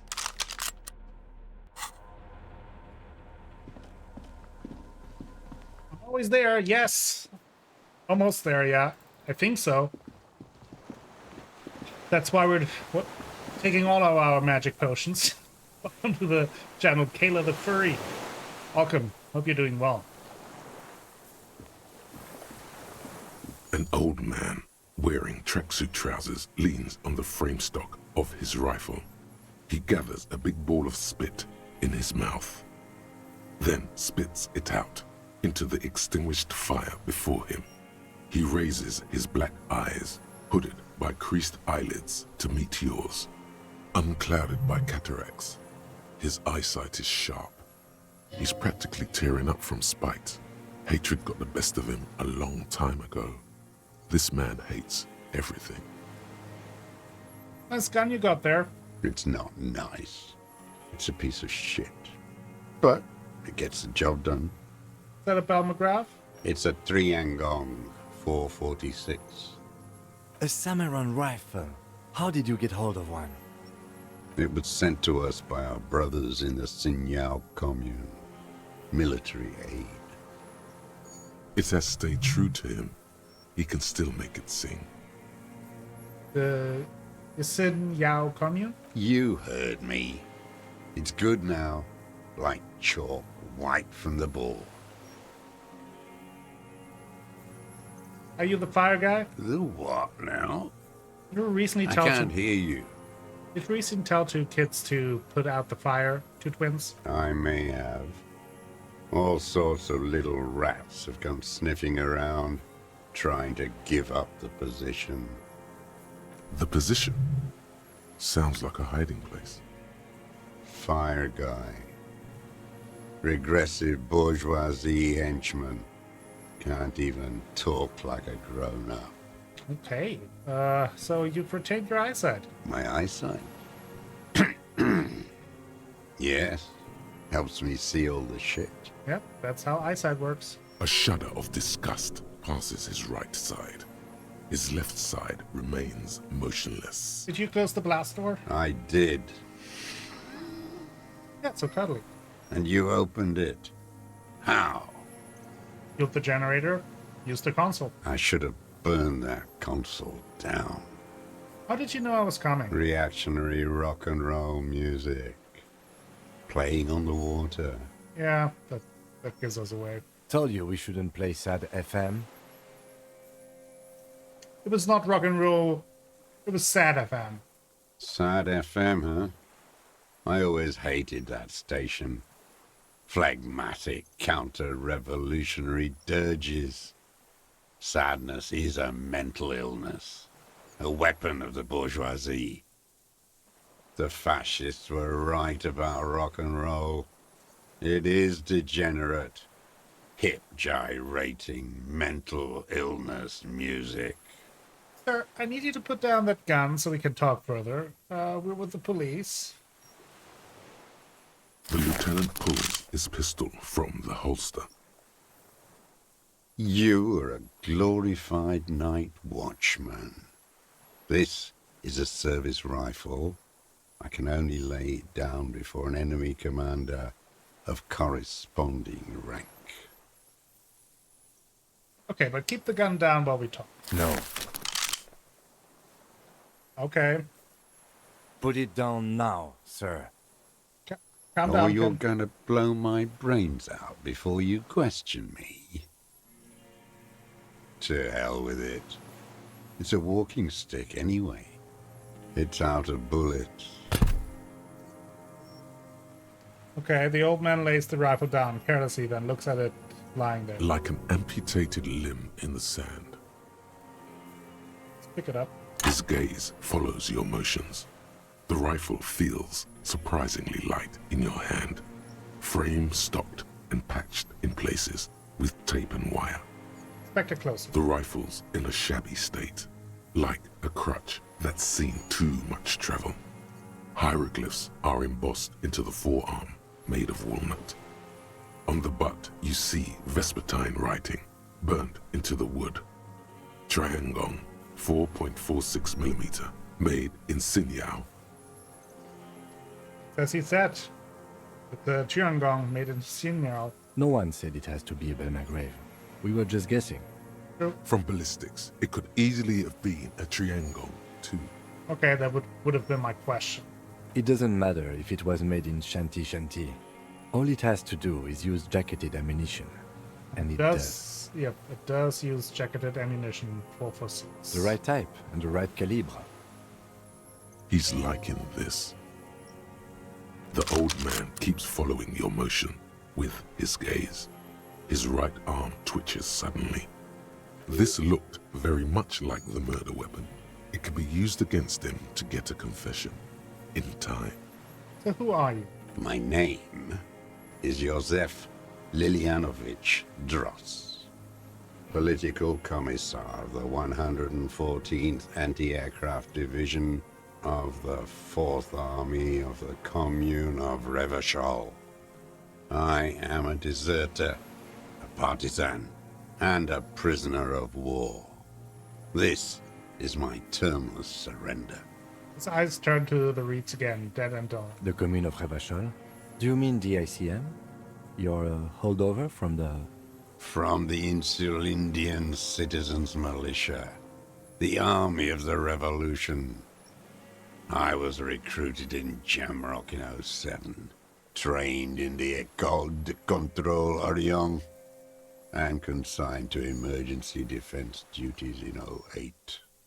Okay. I left my unit on the eve of the landing. When I returned here on May 14th, the Commune had fallen. Still armed and ideologically trained, I wrote a criticism of myself and resumed partisan duties. How long have you been on this island? 43 years. No. I've been on other islands too. I was an Resurrection until they turned it into a spa in 18. Then I was an E-48, a nameless sound, until the sea washed over it. Then I came back here. That was 22 years ago. Again, you've been hiding here for 43 years? 43 years and 10 months. That's that fast. It's not how a human being should live. But I had to. I couldn't just forget. I couldn't just forget what I saw. He just couldn't. You couldn't give up. He nods. But he can now. What have you been doing during all this time? Hiding, fishing, waiting. Where the afternoon grows late, on Rue de Saint-Ghislain, people walk home. Street lights will soon be lit. Further inland, the streets are alive with workers, men, women, children, street hawks and migrant laborers. The temperature is steady. Alto cumulus clouds form above Precinct 41.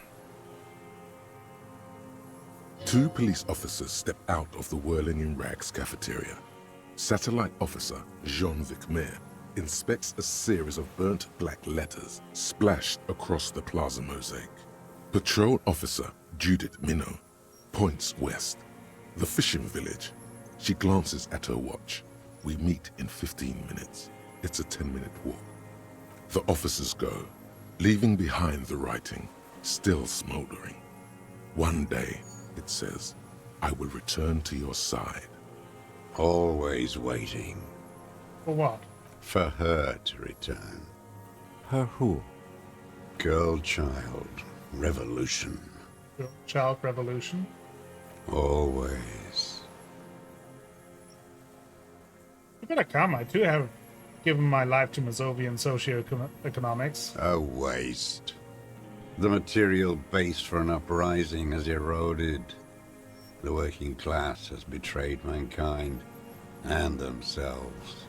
The historic opportunity for a revolution has passed. It will not come back anymore, however hard I try, whatever I do. What has he done? Perhaps a confession will lighten the load. What have you done then? Yes, what? To get things going again? Fan the flame? There is no flame to fan. There is nothing left of the world, of our dreams. You said you deserted your unit. I was just 16 years old. 15 when I volunteered. I had a lapse of faith.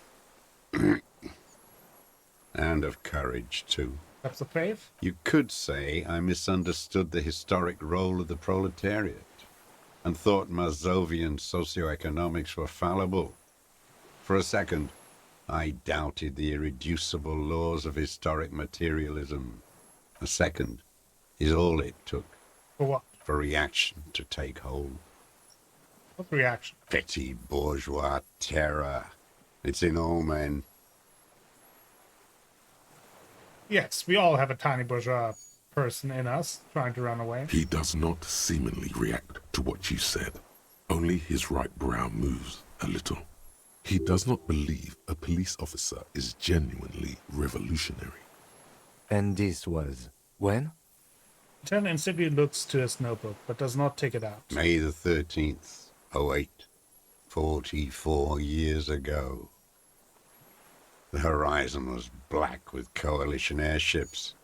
Their petroleum rose to the sky, and it looked like it formed the clouds. Storm clouds. When they started shelling, it was dark magic. Dark magic? The combined might of international capital. All at once, all the greed and terror in the world tore into Revachol. It lifted streets from the ground and turned houses into ghosts. We were in the flak tower, huddled on the floor. The artillery was 80 kilometers away in Ozon, but I knew the commune would fall. We would all be turned into ash. So I said I was going to the map room. He looks east. A terrible shame, still within him. The lobes of his ears are red with it. The shame and smallness of what he became. You didn't go to the map room. No. I climbed the chain link across the water and hid inland, in the bunkers there, like the weakest of the weak. A mouse, frightened of the ordnance all night, and the sound of the rotors in the morning, whirring.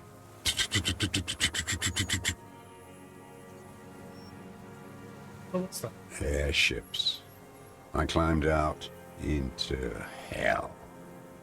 The landing was complete. The chain was submerged. I had to swim back. The fortress was half submerged too, shattered. They'd all drowned in the lower levels, or got torn to shreds above. The anti-aircraft gun had malfunctioned. So had I. I left them without ideological direction. It was real. I'd seen it. I'd seen it in reality. Some kind of great terror, worse than you've ever seen. In what? The mask of humanity fall from capital. It has to take it off to kill everyone, everything you love. All the hope and tenderness in the world. It has to take it off just for 1 second to do the deed. And then you see it, as it strangles and beats your friends to death. The sweetest, most courageous people in the world. You see the fear and power in its eyes. Then you know that the bourgeois are not human. I've always suspected the same. Now is not the time, Lieutenant Jeffreto. I had to. I had to fight it. I could not stop anymore. The old man falls silent. His black eyes keep piercing your skin as he looks to some great distance behind you, shaking his head slowly, retreating from it. What is this place, this island? It's not an island, Dwat. It's a defensive fortification of the commune of Revachol. And I am its last surviving defender.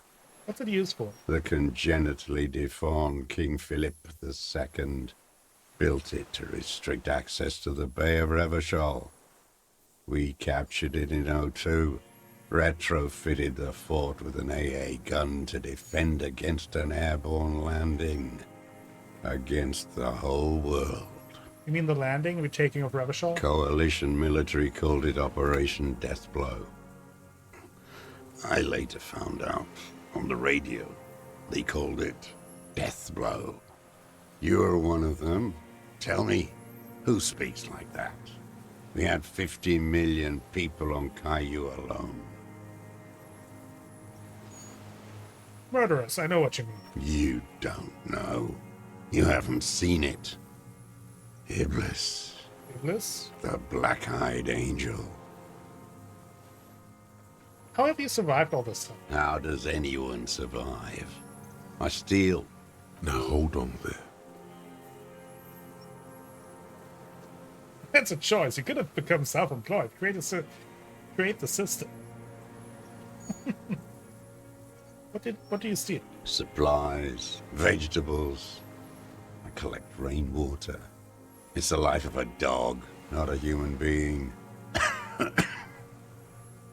How is your health, Mr. Dross?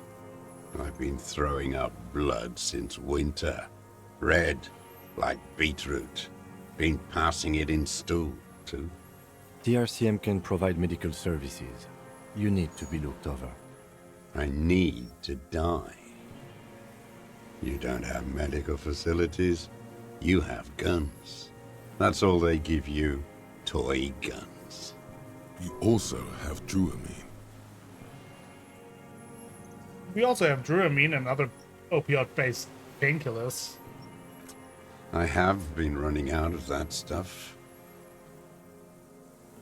There's no way he could manage the pain without them. It's safe to say he is addicted to painkillers by now. You like that Druamine, don't you? It's the little joys. A dark joke, a sunshiny day, morphine.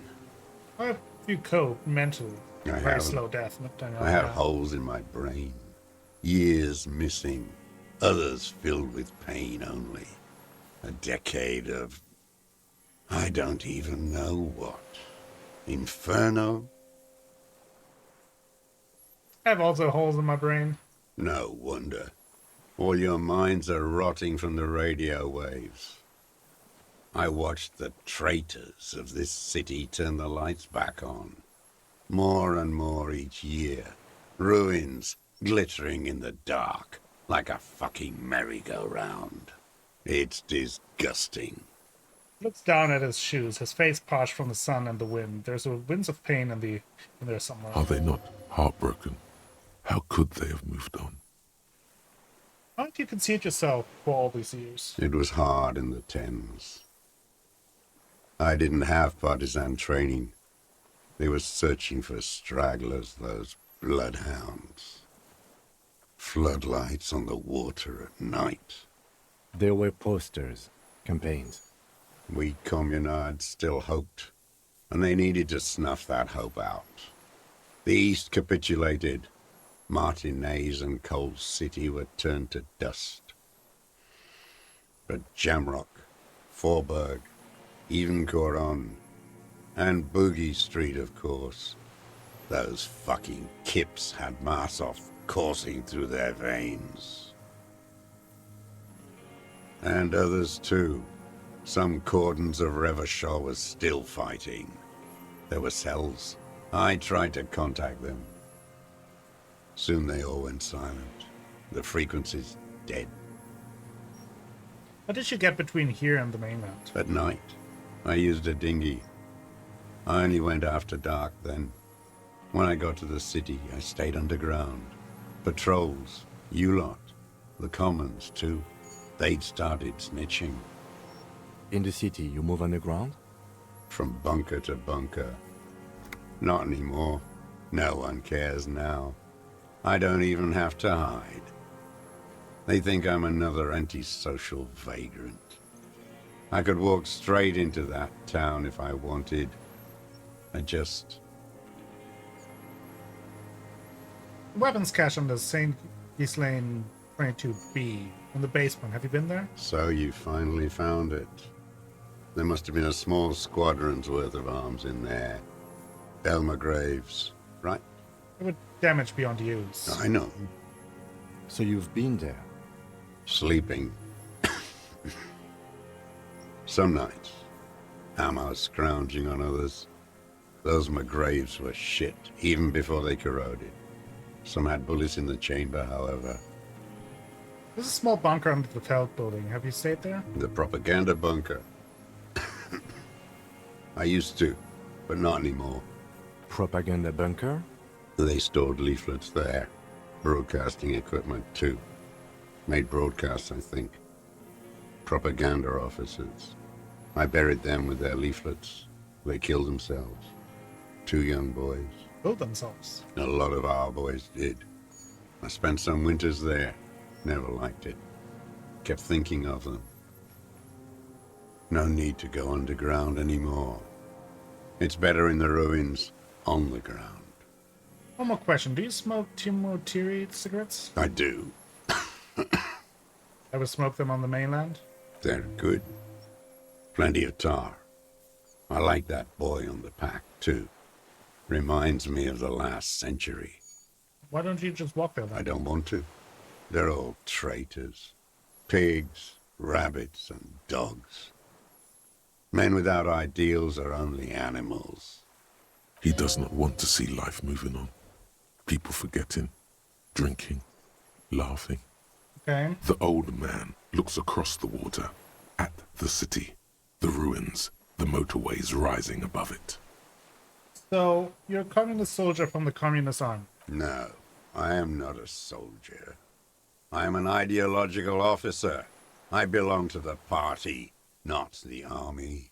But you said you were trained and assigned to the Defense Corps. Trained in historical materialism, then assigned as a political commissar by the party. These things used to mean something. Wait, what does political commissar do? The old man does not answer. He tilts his silver head and looks at the reeds. You see a small tremor pass through his legs. His job was to assure the army answers to civilian control and follows the ideology of the Commune. Scientific communism. A commissaire politique is a knight philosopher of the revolution, a future human. He was like a cleric, a shepherd. You were like a priest. No, the opposite of that.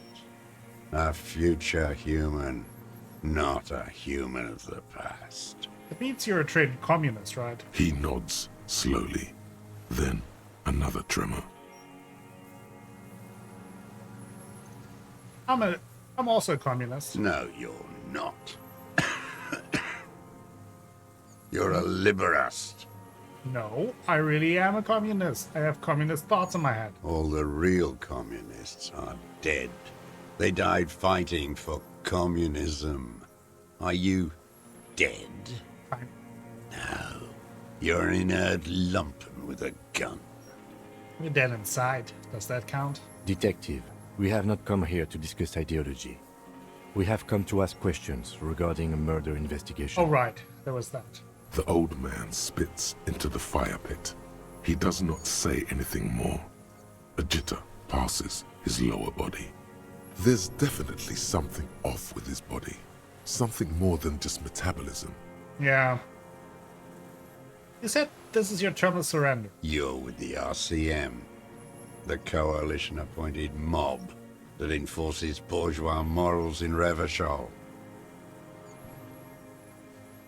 I know what it looks like, but I have secret plans to turn the RCM into a Mazovian Revolutionary Union. Rock and roll posturing. You're the RCM. You represent the Moralist International, the enemies of humanity who took this city. I represent their adversary, le Parti Communiste Insolente. Take me to them as a prisoner of war. I have relinquished my weapon. I can no longer serve. No superiors can relieve me of my duty. You bulldoze them all to a mass grave for trying to free humanity. A spray of blood from his mouth on the black charcoal in the fire pit. I have another serious question for you. There's nothing serious in this world. It's a farce. Okay. 28% composure check. Nope. For a 60-year-old man with stomach trouble, Here we go again. who spent his entire life alone on an uninhabited island, he seems surprisingly fit. That's it. He's clearly a drug user of the painkiller sort, prone to erratic hand gestures, and malnourished. But that's it.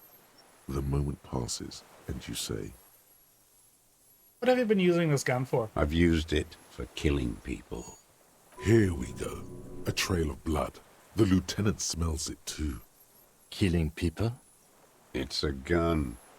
That's what they're for. You want a moralist euphemism? Defending your family and your property. I haven't done that. I've used it to kill people. Interesting. During or after the war? There is no after the war. Class war is never over. All right, comrade. Go in straight. No euphemisms. He doesn't like those. No. Be careful now. Slow and steady does it. Make him repeat it first. Don't mess this up. Remember, he wants to tell you. Get personal.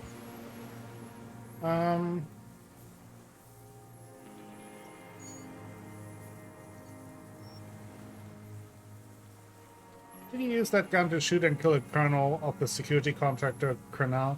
The who now? He heard you. He just wants to hear you say it. You're in. The fascist death squad who took a bullet in the mouth on the night of the 4th. Oh yes, that one. Ugly piece of work, that boy. Did you kill him?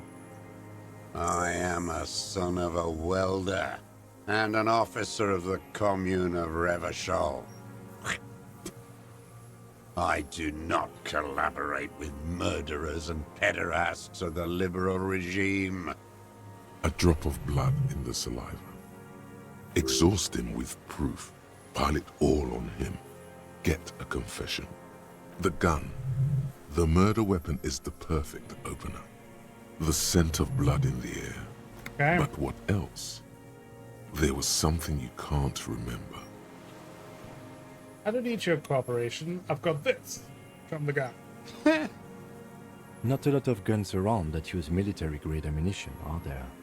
It's a real gun. Not like your little musketeer pistol.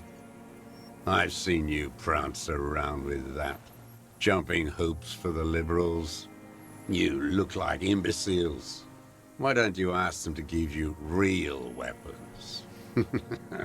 Going against automatic rifles with these toy guns. Of course you got those boys killed. Damn, he saw you. He's watched it happen. So he saw you. Okay. So what? Don't let it divert you. We saved a lot of them. Alarm, and that musician. We handled it. Like fuck you did. I watched it happen. You let those beasts rip right into them. You got that girl killed like it was nothing. None of those people mean anything to you. The vultures feed on this city. and you prepare the meal I just for failed them. all the high percentage skill checks. You're getting diverted. Push the gun. Only the gun matters. So you watched the fight? Did you like what you saw? The mayhem. It was all your doing, your plan. You got them killed. You don't know anything. Stop changing the subject. We have the murder weapon. You know what? You're right. I'm convinced this made the shot. Should we call it? Dramatically ask. You think we have the murder weapon? 4.46 jacketed ammunition, modified for range. We have it. This is it. I'm calling it. We have the murder weapon. Good. Leveled up.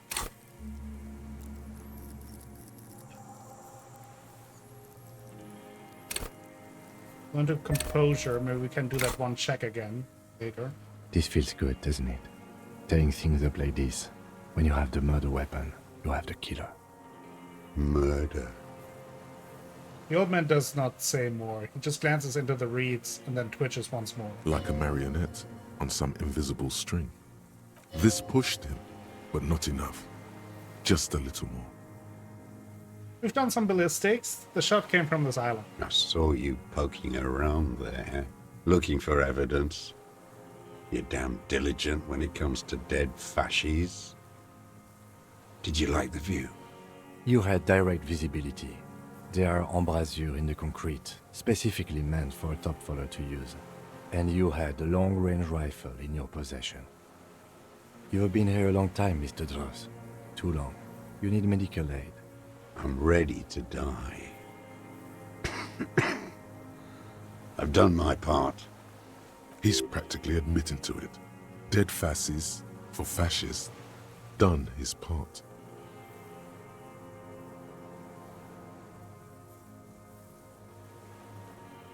You said fascies. You're admitting you killed him? You're sad for your fascia brother, aren't you? One twig got broken. Now the others are sad. He raises his hand. There's a twitch. Then one more. Then one more one in his eye. Almost. He almost burst out there. Keep piling arguments. Anything. Come on, what am I forgetting? Hit yourself on the side of the head. Wait, here it comes. The goddamn Maybells. The dried Maybells on Clausia's roof. My head hurts now. Who cares? There were Maybells in the grass when you got here. And on Clausia's balcony. Wait, don't forget the footprints. The diagonal prints in the dust in the secret space behind Clausia's bedroom. Now they're gonna come up. Of course. Thank you, Head. Thank you. You got it. Remember? The boot prints were like no modern soul. Maybe don't beat yourself anymore, though. Yeah. You're not immortal. Wonder what brand of boots you're wearing. Everything is brands with you individualists. Who cares what brand my shoes are? Sansa. Some shit. Show me the soles, please, Mr. Dross. Fucking imbecile. The old man stretches out his leg. A black and white spiral pattern covers the sole of the worn-out old running shoe on his feet. The maker is called Sensorique, and the size is 42 to 44. The size fits, but not the sole. Maybe it's simpler than that. Let's try it. 58%. Sire, he doesn't have to be wearing them right now. People change shoes. It doesn't mean you weren't right. Near the room the victim died and was sneaking around. Racking those brains, are you? Desperate to report something back to your masters? They must have really loved that dead fuck. The lieutenant gives you a quick sideways glance and nods to acknowledge. The prints were his. You can see it in those eyes. He can't keep them from flickering, looking for something. The old man stares at his own prints in the ash around the fire. Silent suddenly, some strange process within him. A gush of wind. Seagulls in the distance. You've almost got him. Just a last little push. There were Maybells behind the victim's window. Damn Maybells. The whole island is turning white with them. He seems tender suddenly. Nostalgic even. a strange mood swing. So many this year, too? The spring is coming. No, it's already here. Wash the filth away. I haven't seen these flowers anywhere else in Martinez, only here. They blossom on the islets before. We fertilized them with our blood. Resurrection was snow white in May, before they ruined it. South, the Bay of Martinez is dotted with little freckles of islets, turning green, with white flowers in white snow. The coast, too, before they piled their containers on top of it, filled with broken, useless trash for fat-fingered bourgeois children to play with. You must get around a lot to stay undetected all these years. Do you know any secret paths? Pinball workshops? I may. A young woman called Classier. Ring any bells? These dry flowers were behind her window. Classier. You know her, right? She had intimate relations with the victim, the mercenary. With the victim? Turns aside from the whitening field of flowers and falls silent. Then the muscles in his jaw twitch a spasm. There is a small tremble. Looks like a smile. A crooked smile. Yet isn't quite voluntary. He's about to burst. You know who he was. A coalition-trained murderer. Armored and armed. He wasn't human. The blunt end of a hammer. Dripping with blood. He was a rapist. I'm not saying he didn't deserve it. Beating us to the ground. Moaning with joy. You hounds get so thorough when a company-trained killer dies. I haven't seen you on this coast for 40 years. You know, maybe I should have killed one sooner. Got your attention. Now you stop beating druggies and prostitutes in your basement. Now you come to investigate. Not when they die by the hundreds. He's not wrong. This is it. Shot him. Shot him. Say shot him, not killed him. You shot him. Oh, the inhumanity. One paramilitary less in Revachol. You can almost see him squeeze a tear out of his eye. His fists begin to tremble from anger. The lieutenant raises his right arm to hush you. Hush. He does not need to be pushed anymore. The ball is rolling, while the lieutenant listens, holding his breath. Hold your breath. I had them in my sights. Both of them. Him and the whore. I was breathing with them, in phase, and I pulled the trigger and flew on the air until I landed in his mouth. I didn't think I had a shot like that in me anymore. I did. I saw him kneel there with his mouth full of death, and that stupid look on his face. And his dick still in her. Then what? Nothing. I went to sleep. Next morning there were Maybells everywhere.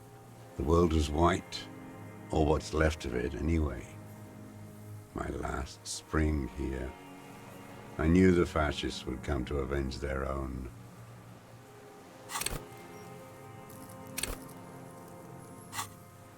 And so they did.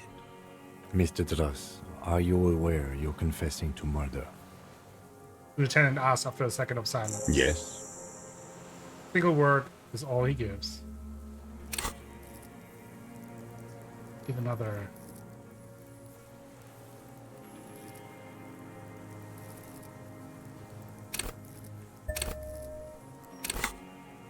And you were looking at them, Another level up. the victim and a young woman, having sex, through the scope of your rifle that night, before you shot him? Lieutenant takes out his notebook slowly, very slowly. The old man nods. Why? Because that's what they were doing. Shrugs, then smacks his lips. The motive. This is where the motive is going to come from. You can coax it out of him. The lieutenant's preparing the ground. I don't understand. Do you, detective? I don't understand this part. Why were you looking at them that night? I'm always looking. He cocks his head to the side, then turns his eyes to the city. Another tremor passes his right side, lower in intensity. Are you always looking through the scope of a rifle? I'm just trying to understand. A rifle's scope has the best magnification. Helps him see all the shit. And if you don't like it? Click.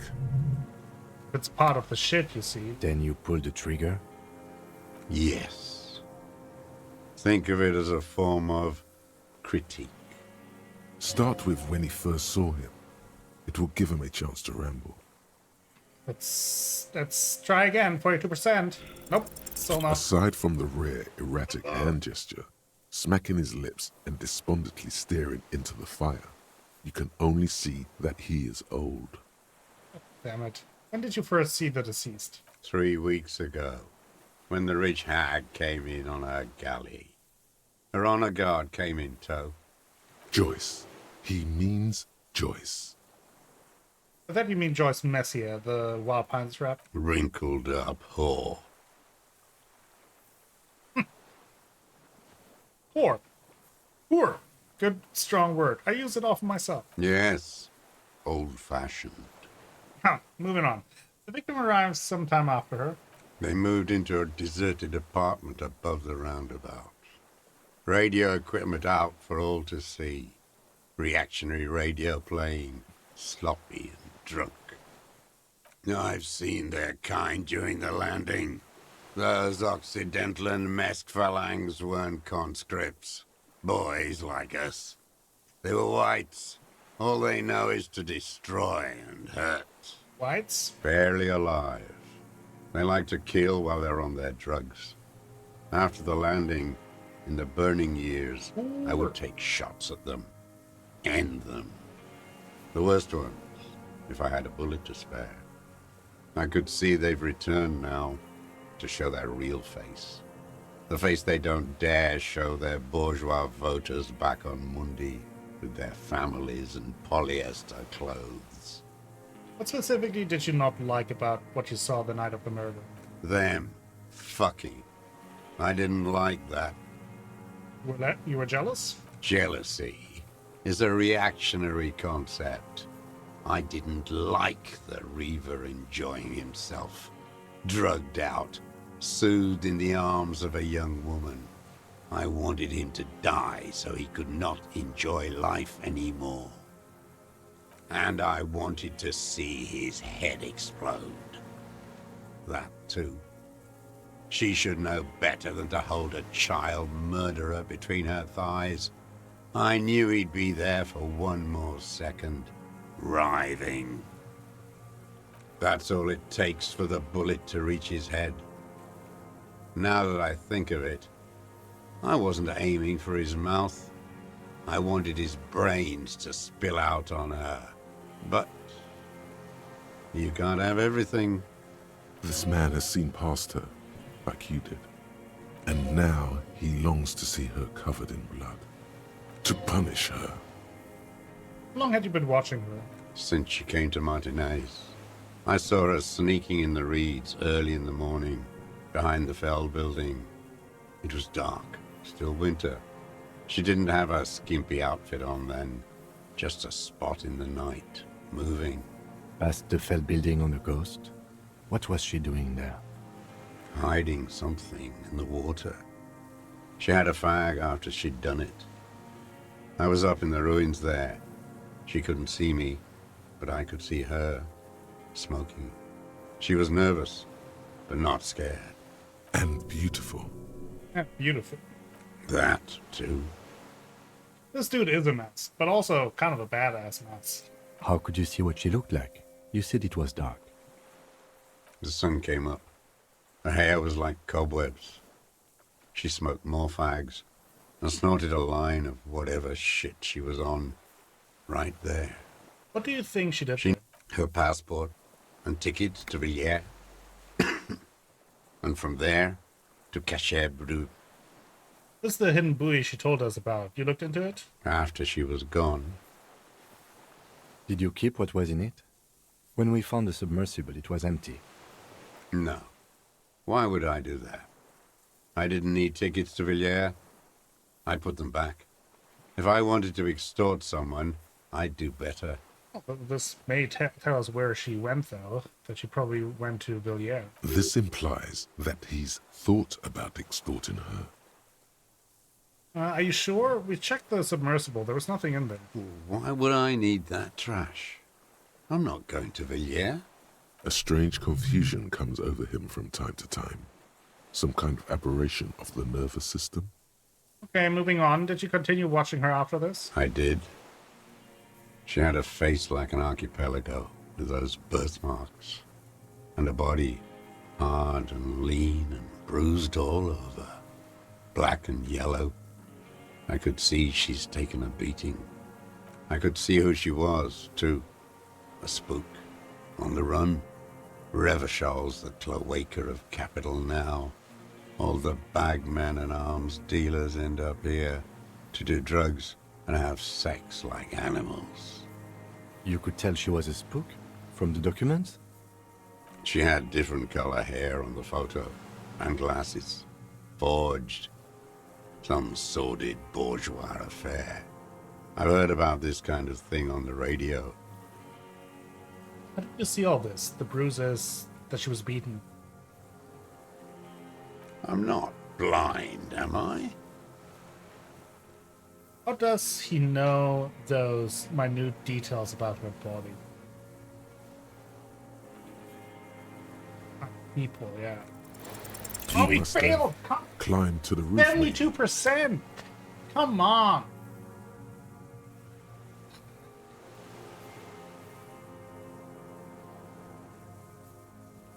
How good are those fucking eyes of yours? You use binoculars? I have my ways. You've been through the secret route behind the whirling rags. Those Thank you, were Kim, your for footprints. being capable. You just change your shoes. I've been through all of Martinez. Every nook and cranny. Thank God, the lieutenant is picking it up. Right. But that nook too? Yes, that too. The things they did in that little room. I really do suck at What this. she'd do to feel good. Funny the way light works. You turn it on inside, and it gets so dark out, you can't see a man looking in. I learned that in the 20s, when they were still hunting me. I've seen people do some shit, but... Those two took the cake. You hear the familiar scribble of the lieutenant's pen. A quick glance at you. One more loose end down. We're doing this, detective. How did you get in there? The hidden pinball workshop. I can just walk in there now after a good wash. I told you, they think I'm an antisocial. Closing hour is a good time. The kitchen's empty. You had to open the steel door in the kitchen? How? I got that open a long time ago. Some bourgeois game merchant lived there. I don't know, 15 years ago. He left spare keys all over, and I took one. Then I saw her turn the light on one night in my scope. Andy found use for it. A spare key, like the one hanging behind the Union Box window. You wanted to punish her, so you killed him. She practically breastfed that man. You wouldn't believe the things she let him do to her. You stare at them too. In your mind, her innocence day still turns to leaf. Airport bag in hand, silks flowing in her wake. The green. See you tomorrow, Harry. Her voice rings in the evening air. Burning. You saw through her? So did I. You're delusional. There's nothing to see in the soul of the bourgeois woman. It's the same as the surface. Sick hedonism and desperation. Men are insane. The world is insane. You have feelings for that woman. There's nothing to hold on to. Only this. It's not enough. So all of this political ideology, all of this historical relevance, all of this revolutionary fighting just boils down to a dude got horny and jealous. So he blew someone's brains out. The coals of his eyes glisten suddenly, like stones dripping with water. Is he crying? Man needs to feel something else. In this fight, it helps if you have your eye on something there. It's weakness, I know. There have been others? Yes, over the years. It's not unproletarian to feel something. Right, Danielle? Was that why you left the dry flowers behind the window? No, Why then? I don't really know. I was there one night and she was crying, like a child, in the corner of our room on the floor, like she does sometimes. When was this? The day after I killed him. You brought her Maybots? Yes. I don't know why I do the things I do anymore. It's as if something put the thought there to leave the flowers. Something put the thought in you. Compulsion. What do you mean, put? A brief flash of terror. I just got this feeling from what you said. Do you agree? Maybe. I told you, I have holes in my brain now. I wouldn't just sit here waiting for you. A sudden pang of rage. If you came 10 years ago, I would have killed you. In the silence, the lieutenant draws a line in his notes, then nods at you once more. One more down. So in conclusion, it wasn't about him, it was about her. Her. He repeats, staring at the ashes. Then the reeds. There's a twitch in the corner of his eye. The lieutenant nods at you in acknowledgement. To composure again, maybe we can try that check once more. That's it. Motive. We have it. Where is she, that Clasier? I haven't seen her there for days. She got away, but she let us hear first. She figured out someone was watching her from the seafront. Gone. I knew it. She kept staring into the scope this last week at the island, like she knew. She'd look at night, crying or smoking on the roof, staring right into me. It doesn't matter. Midtown, across the Bay of Revachol, the oceanic wind washes 40-story towers. Above them, Lusanne's central aerodrome, a cocoon suspended in the sky by a web of suspension wiring, encircled by hybrid aircraft. Look north. On the platform, a young woman is withdrawing from amphetamines, barbiturates, and alcohol. Yet still, she smiles among the crowd, among the great ghosts of the city she's leaving, for another, far south. Smaller, distant, hidden, not like the great chandelier she sees sparkle in the night below her. Streetlights, towers, tenements, and water, and across it, a dark strip of ruins, barely visible if she didn't squint her eyes. There, on a dilapidated jetty, in a nameless village, 2 police officers and 1 special consultant look across a narrow strip of sea. The ruins of a seafort stick out of the water, built by Philippe II, reappropriated by the Commune, then lost in the landing. He's there, doing what exactly, I don't know. Satellite Officer Vic Mayer points at the ruins. Behind that anti-aircraft something. That's why we can't see him.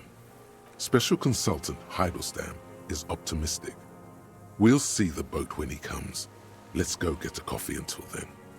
I know this interesting little place. Where? His voice trails off as the 3 walk down the jetty.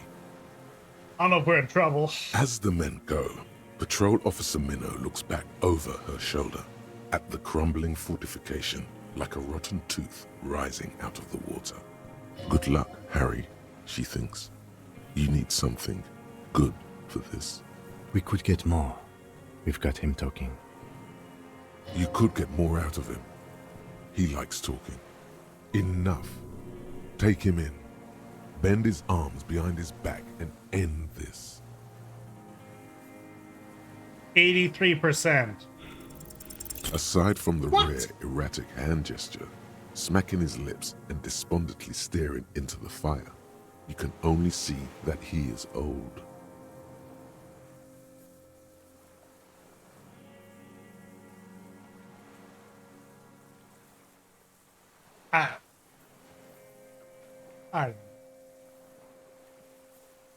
I don't even know what to say anymore. Looking at anything else you haven't liked? A tragic comedy. Druggies, prostitutes, and rentiers. A strange little engine seems to fire up in him again. It straightens his back. More specifically? Specifically, the whole city is a charnel house. Stripped clean and draped in neon. But Martinez is the worst. No, I'm not buying any lotto tickets, and I probably also shouldn't move, because with that kind of luck, I'd probably break my leg or something. I'll come. Because of the racists. Everyone is a racist in Martinez. It's their favorite thing to do in the whole world. Listening to race-themed radio shows. In the ruins, in their lorries. Pumped full of steroids and radio Revachol 92. Race this, race that. It's all sanctioned by that social democratic union and the farce of a social democrat who runs it. Mr. Clare? Yes, the fly larva in his container. He let some nihilistic advertising yuppies erect a statue of Philippe III, a syphilitic murderer, on the town square, to spit on the working class. Anything more? Not since the serfs of ancient Pericarnassus has history produced a more inert social class than the Martinez proletariat. The rest of Revachol at least pretends to rebuild. These people still live in ruins. In tents, like animals, like those boom-boom morons on the ice. A pity they didn't drown in that tent of theirs. That's all? The worst of them is the blood-drenched Sucrion on her yacht, licking her lips. The old whore's gone now. Her gun-toting porcelain men are dead. So, actually, no. The worst is that old cock parading around in his uniform, throwing balls all day. It's not enough Hey, that the Koala, how you racists doing? and liberals are dancing Haven't on seen you in our a little bit. graves. Hope you're doing okay. The old loyalist ghouls still parade the ruins too. Every morning he's there, while the parasites he fought to protect are off in Ozon, or Quayamoran, or some other island they built their palaces on, feeding on drugs and having sex with their own children. That's all the rich really want. Sex with their own children. Throughout history, even the royal bloodline of the suzerain, it's all just an excuse for them to have sordid sex. At least that old cunt, Frisell, is now dead. Now, I have some question about this. We did good when we pushed him under the horse car. Until, in the 30s, those disco whores.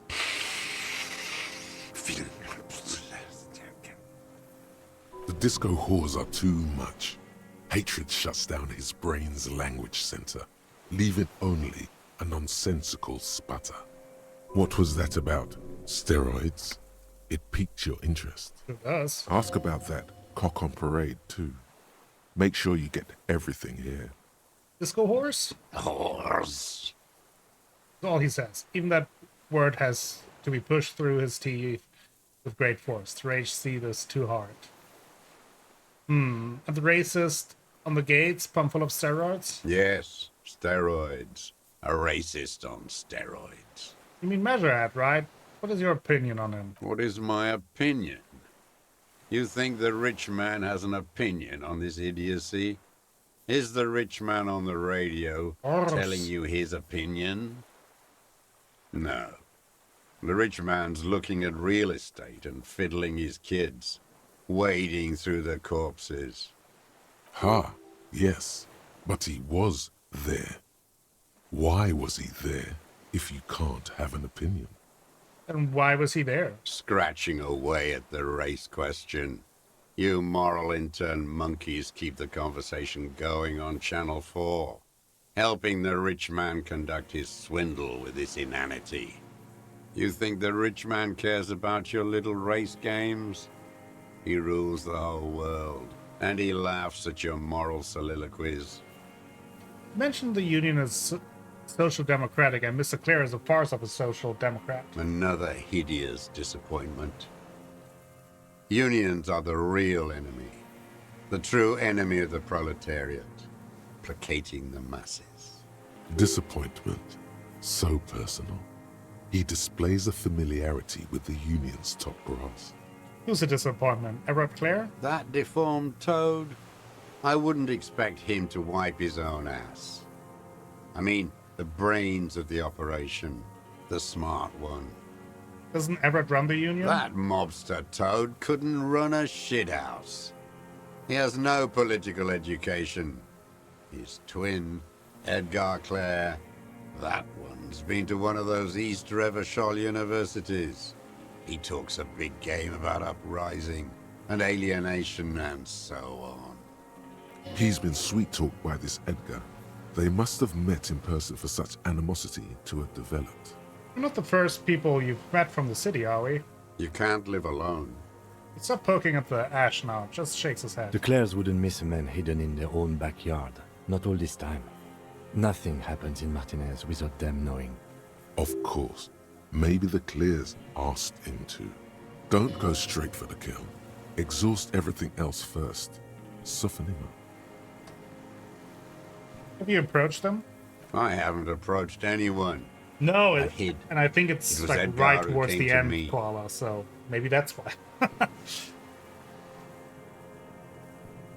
This did is he pretty know much the anyway? finale of the game.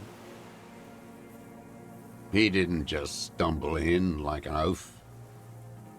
He figured it out. Some kids told him about a monster on the island. I told you, he has brains. Stepped right off the boat and walked down where you came. I even kept the door open for him. Thought he was a man of the left, wouldn't rat me out. I was right about one of those things. What was this? 20 years ago. Neither of them could walk now, could they? They were less fat then. What did you talk about? Edgar did the talking. Paid his respects like I were a fossil in a uniform. Offered platitudes about the struggle. Flaunted his pink degree. Even quoted Marzov. Never trust a social democrat who quotes Marzov.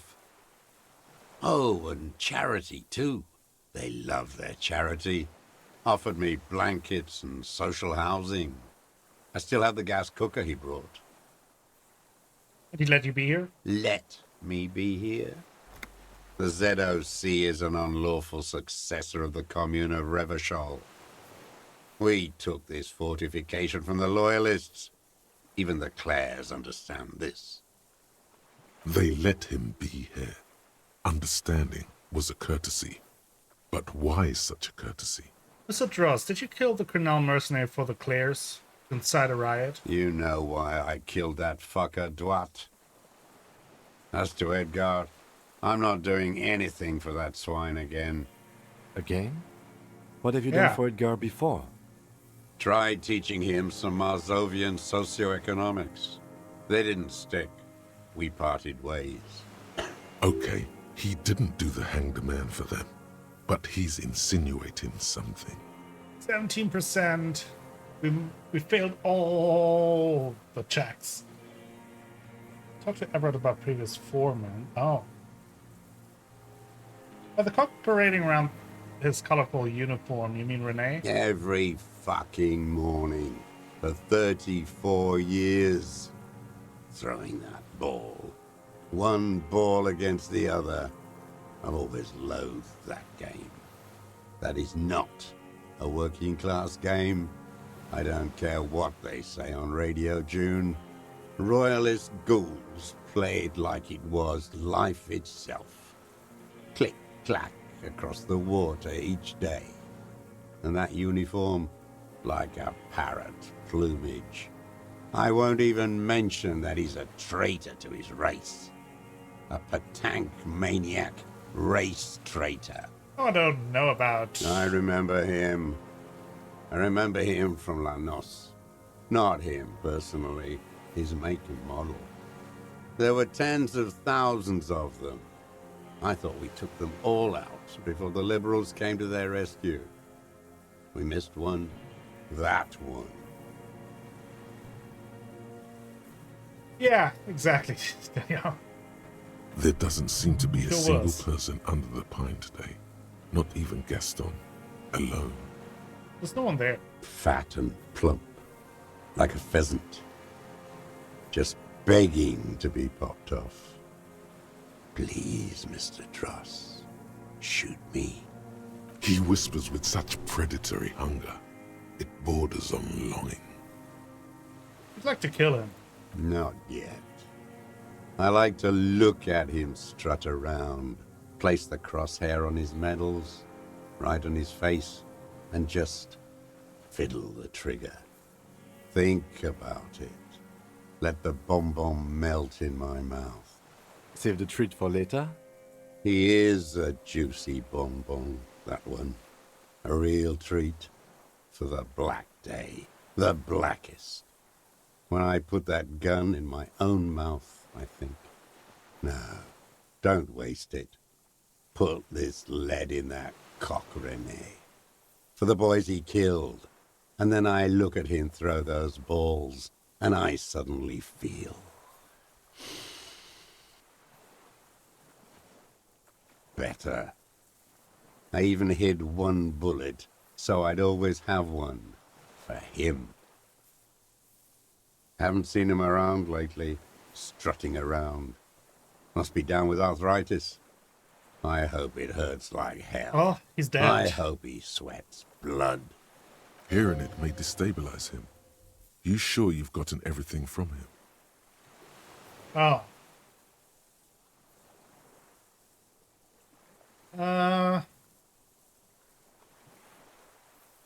Maybe the stabilizing helps me with that logic check. René is dead. He died of old age a couple of days ago. No. Yes. I waited too long. I waited too long and now he's dead? I'm sorry, Mr. Dross. I understand you knew him for a long time. They're all dead now.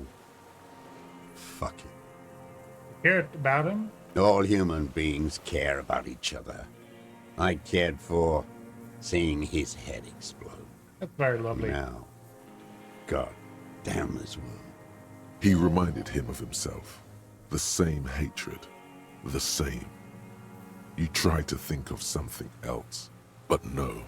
It's just hatred. I'm sorry. Fuck you. You okay, Mr. Dross? You think I haven't seen people die? It's all I've seen them do. Fuck and die. All the other plans we had. To love. To colonize the Pale. It's all fucked. He's not okay. This is just another black day in a row of black days. Something strange is keeping him together, making him endure. 70%, here we go. Oh no, the connection doesn't Failing come to everything. you on such a pivotal moment. I think we're like 1 for 5 or 1 for 6 in checks with talking to this guy. And this one was at least low percentage. But failing the same check, I think it was first like in the 20s. Then we had one in like 48. Then it was 70 something. And then 89 something. And we failed all of it. Dumbo, do something. You can't zone out now. This isn't Doodaloo dance time. Slap yourself in the head again. Jumpstart it. Yeah, maybe Kim knows something. Something with the union boss. Punch yourself in the head. Officer. Mr. Dross, about this deal you made with Edgar. The death of the Colonel mercenary was only coincidentally beneficial to the Clares, but What about the other people you've killed for them? Other people? Like the previous 4 women of the Union. Yeah. That's it. That's what you weren't connecting yourself. Thank you, Kim. I didn't fight 40 years to end up an informant for the international regime. What happened, happened. Still dumb. Your eyes are transfixed on his digit. It's yellow with nicotine. You are the law. He must divulge the information. You fucking killed the previous foreman, I know. Look who's up. From the drunken stupor. This one's worse for wear than me. And so emotional. Life is hard for us human beings in deregulation hell, isn't it? We will have plenty of time to talk about this later, Mr. Dross. When you're in pre-detention. It can take years in pre-detention. Go ahead. I've been in solitary confinement my whole life. Ease off it. This was not an unmitigated disaster. The lieutenant mitigated it. Just proceed. Calmly. Okay. God damn it. Glad we talked about what? Well, Yusuf Ilyanovich Dross, you're under arrest for the murder of the Colonel here in Martinez. What? But you said I would be taken to the... The sum of all the erratic movements, fidgeting, and mood swings he's been exhibiting. The wind picks up. The silence on the water is broken all around you. Little shivers of waves appear. The lieutenant continues, like an incantation. Your wayfarer rights have been suspended. Information provided to the officers on the scene will be used against you by the prosecution. You will be given legal counsel within 1 week and must face court in 44 days. Do you understand? Do you understand? But... He's afraid. No, I don't want to. I have to stay here. He's sweating. Beads are forming on his forehead. Pupils are dilated too. Eyes getting blacker and blacker. Your confirmation is not required, sir. Now on to the boat. Here we go again, 58%. There it is again. Success! To your north, as it has been since you came to the coast. The reeds whisper. 2 out of 7. Stalks rubbing against each other. But then, in the middle of it, something completely different. It sounds like a bow, very slowly being drawn against the strings of a violin. A very small violin, made of reeds and rushes. Maybe there is room for 3 on the boat. Shush, Kim. Do you hear that? What? What are you talking about? Is this... really us? Your skin crawls. What's happened? What the fuck is going on? No fucking way. It's the fucking cryptids.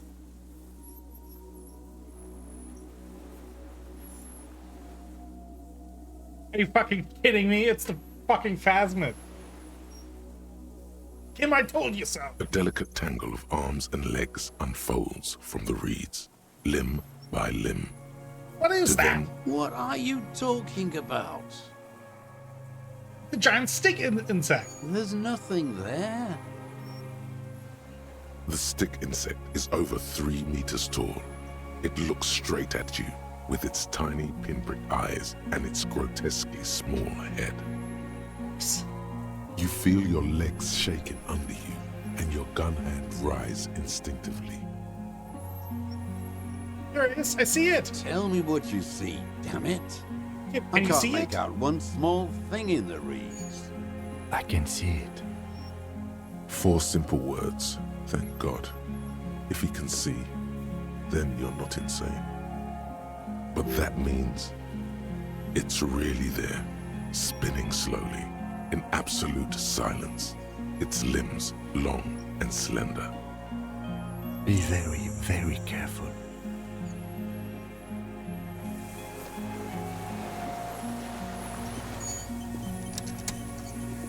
creature stands on don't even long know what to say. stilt-like legs, antennae hanging from its head like a woman's hair, white and curled at the tips. It is no more than 5 steps away from you. The segmented antennae move with apprehension, searching for something that's not there. Reed-like tufts stick out of its joints. As the insect moves its forearms, it produces a faint hiss, like a reel-to-reel machine spinning after the tape breaks. Of course we succeed in this dumb fucking check. The hiss is different from the strings you heard before. It says something else in a lower pitch. 97%. And we laid on the pheromone thing. We talked about Lena's childhood. Approach carefully. Slowly, with your breath held, you take 2 small steps toward the phasmid. The creature lets out a series of ultrasonic clicks that swarm around your head like swallows. Like laughter, a sort of happiness. Sweat drips from your brow, soaking your chest. You reek of it, your chemicals. Hissing and clicking, it extends its mandible-like antennae to greet you. You're right below it now, looking up at the colossal chitin of its white limbs. The head of the creature is crowned by reeds, and its eyes are like small droplets of water. Hello, I'm Harry. I don't really know who I am. No reply. A total ancient silence comes from its mouth, along with what appears to be some kind of foam. The stridulations of its limbs continue all around you. Stand on your tiptoes and look around closely. You were right. Little bubbles form on the mouth parts of the creature, on its segmented lower lip. It looks to be foaming, slowly. The foam is white, then yellowish. Uh-oh. The faintest smell, like you've never felt before, like burnt roses. It's foaming. Careful. It may be poisonous. The foam slowly turns a darker shade, like burnt caramel, as the insect moves its mouth parts, masticating. The little bubbles begin to burst, one by one, letting out that same smell, like summer burning. Apricot blossoms, white blossoms erupting, a sensation like cold hands on your face. Hey, 97%. I exist.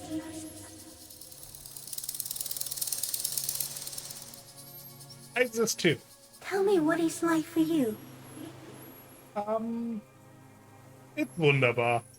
Yes, holy is the Lord of hosts. And We're going all so crazy we're earth talking is German. filled with his glory. Now, I will tell you what it's like for me. For me, it is a series of half-lit images. A kind of darkness being intruded upon. Transient, dim, moist. Intruded upon by what? Shapes of plants and animals. And internal sensations. A swarm of sounds. Tiny vibrations on the inside of my forearms. All speak of complexities totally beyond my understanding. I am at the end of a narrow funnel. Weightless. So light, it only feels like something to be me. In truth, perhaps I'm nothing. I certainly do not have a soul. And if I did, it would never ache. Fuck is happening to me right now? I don't know. You're just a shadow for me. Far away, faintly transmitting. But for a curious smell. I'm glad to be me, an incredibly sensitive instrument. Few of us can begin to imagine the horror of you. With all of creation reflected in your forebrain. It must be like the highest of hells, a kaleidoscope of fire and writhing glass. Eternal damnation. Even when you're sleeping, and when you wake, You carry it around on your neck, with eyes open that cannot help but swallow more behind the mirror. I feel great, mute empathy for you. It was very disorientating at first, but I'm keeping my shit together. That must be incredibly hard. The Arthropods are inside. We're keeping our shit together while talking Know that we're watching. to the stick animal. When you're tired, when the vision spins out of control, the insects will be looking on, rooting for you. And when you fall, we will come to raise you up. Bud from you, banner-like, blossom from you and carry you apart in a sky funeral, in honor of your passing. But not me, because I'm just a leaf eater. I guess so, Bug Buddy, maybe. In honor of your shit, Lieutenant Ephraitor, which you kept together in the face of total unrelenting terror, day after day, second by second. Detective. Yeah? Arriving. Oh? On the scene. I am a detective. So am I. I was born to detect sucrose rewards and semiochemicals. What were you born to detect? Also that. I can also detect pheromones. The ones on you tell me that you will not eat me, and that I will benefit from your closeness. In short, I love you. Oh, thanks. Is this a dream? What is happening? No, you're awake. I am real. Light is foaming me. This is real. Where does this come from? All this around us, the world. Not even the birds know that. Not even the water lily. All we can do is beat our fist against it day after day with no answers. You can also eat it. If it's a leaf, you can put it in your mouth. Yum yum. Or read. What exactly are you? I am an unknown species of the order Phantasmadia, endemic to the Insulandian Insula. For the last 350 years, I have hidden in plain sight, masquerading as the reeds, molding, cloning myself, unfolding at night to play with trash bins and boys. It may have unknown, dangerous biochemical characteristics that help it maintain its camouflage. No one unnoticed by the first settlers and the land surveyors of the suzerain. Also, by the soldiers of the revolution and officials of the occupation. Even the Samanese islanders who came here first, but did not stay, have not seen me. I have stayed hidden through 4 forms of government and 2 scientific revolutions, until I was accidentally discovered by a detective of the citizen militia in Revachol, district of Martinez, March 51. Are you poisonous? Yes. I do not have a starter display, so I use a neurodegenerative element to aid in camouflage. Do not worry. It is only destructive over long periods of time. Are you a miracle? No. You are the miracle. Oh. The moral of our encounter is, I am a relatively medium life form, while you are extreme, all-engulfing madness. That sounds right. A volatile simian nervous system, ominously new to the planet. The Pale too came with you. No one remembers it before you. The Nidarians do not. The radially symmetrics do not. There is an almost unanimous agreement between the birds and the plants that you are going to destroy us all.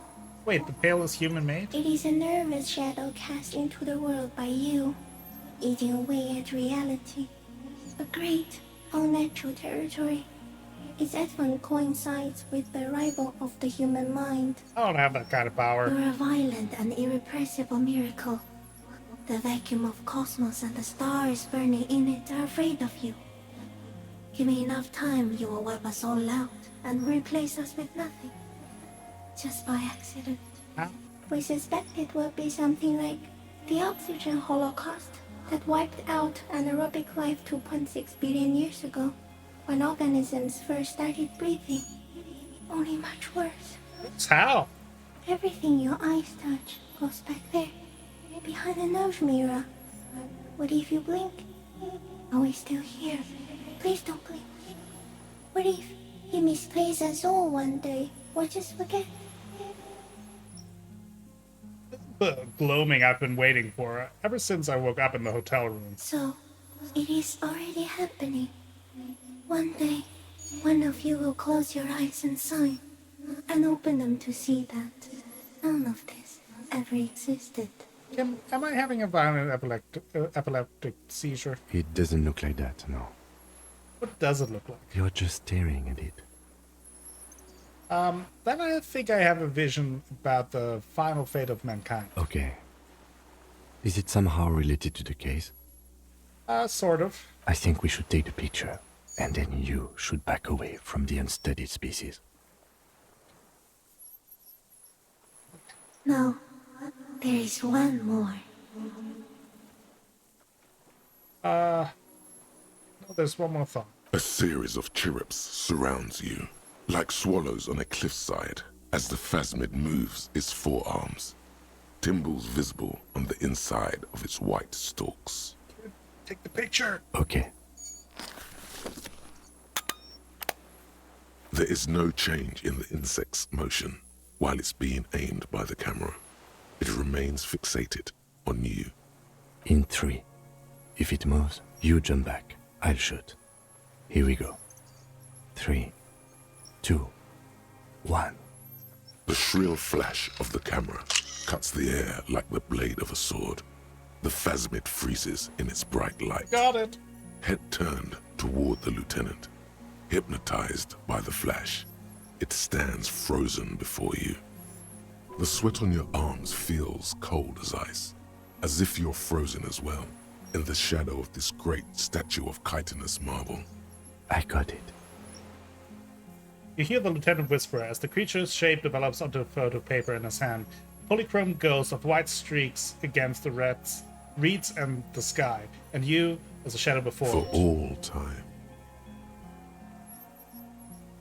Let's carefully pat its scythe-like forearm. The limb before you is incredibly light, like eggshell. It's much lighter than a reed.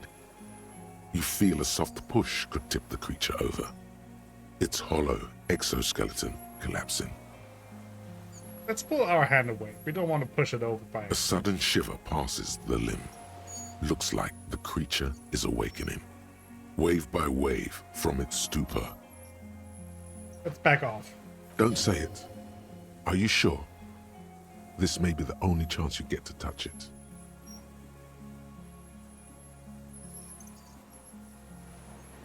We got it. Another shudder pulses through the creature's limbs. It jolts back to life, like a record continuing where it left off, in a swaying, praying motion. Even the small black pearls of its eyes do not stray from you. Disengage. As you're turning away, the phasmid mirrors your movements, stepping on the water, the long limbs carrying its feather weight without breaking its surface. For a second, I was worried that the deserter would just disappear in the meantime and flee. But he's still there. I don't know what the fuck just happened. Just like that, it's gone, skating away across the sea's calm mirror like a skipping stone, leaving nothing but circles on the water. And something under it, in the place it stood, bobbing there, among the reeds, a collection of items. It's gone. Can walk on water? Apparently, yes. Like a water strider.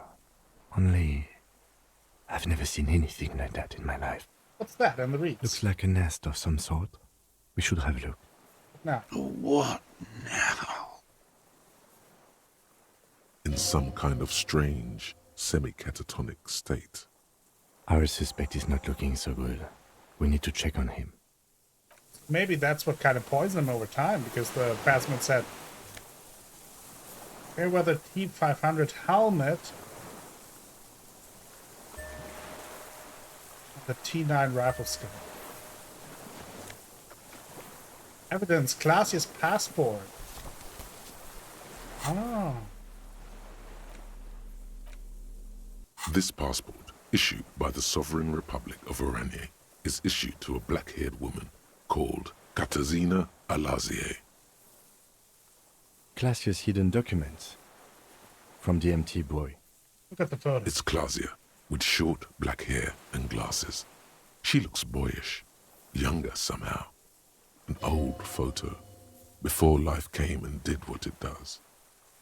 What was this doing in the Phasmid's nest? Maybe our man, Mr. Dross, took it from Classius, or whatever her name was. Hiding place, or...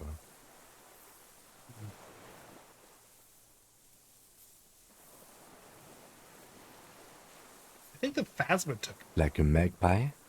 What a coincidence. Then it would also have collected the other objects, which would be highly unusual. True. I can see how the helmet could wash up on the island. And the scope.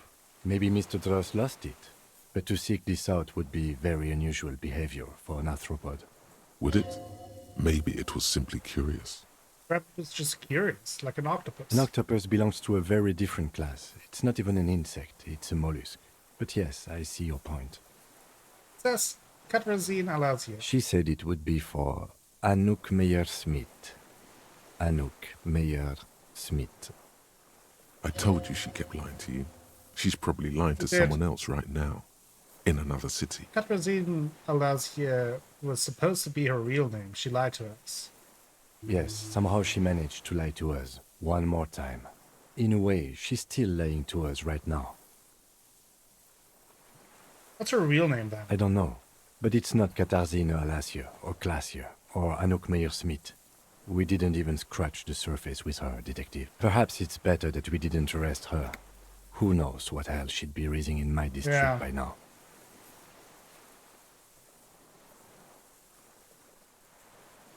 Exactly, Daniel. I mean, at this part, like, some sort of this creature collecting passports is not the craziest thing that we just experienced in the last 10 minutes. The winds are silent. The streets are empty of her. She is no longer in the city of Revachol.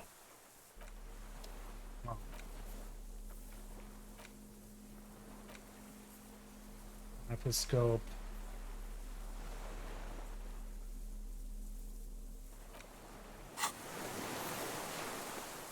Well, that was What is weird. it? What do you want from me? I can't go. Something is very wrong with him now. Sir, how could you not see the Phasmid? See.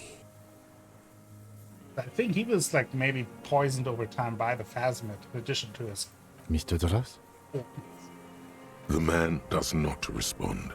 He keeps staring, black eyes glazed over and bulging from their sockets, his gap-toothed mouth shaking with fear and longing, like an addict of some terrible substance. Snap your fingers on those notes. A light shiver passes him, followed by nothing. His hands are trembling, and he breathes slowly. He's going into some kind of psychomotor immobility. The good news is, this solves our transportation problem, doesn't it, Mr. Dross? The trembling mouth appears to sigh.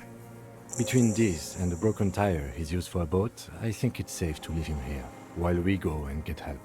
It will need to be medical first, I'm afraid. What happened to this man? Old age and shock. I think it's the plasma. Yes, the arrest and the appearance of the Phasmid, the combined stress. But you think it's something more than that, don't you? Yeah. There's much more. Remember what it said when it spoke? Yeah. It's definitely toxic, the Phasmid. It told me it is. Told you? Yes, good.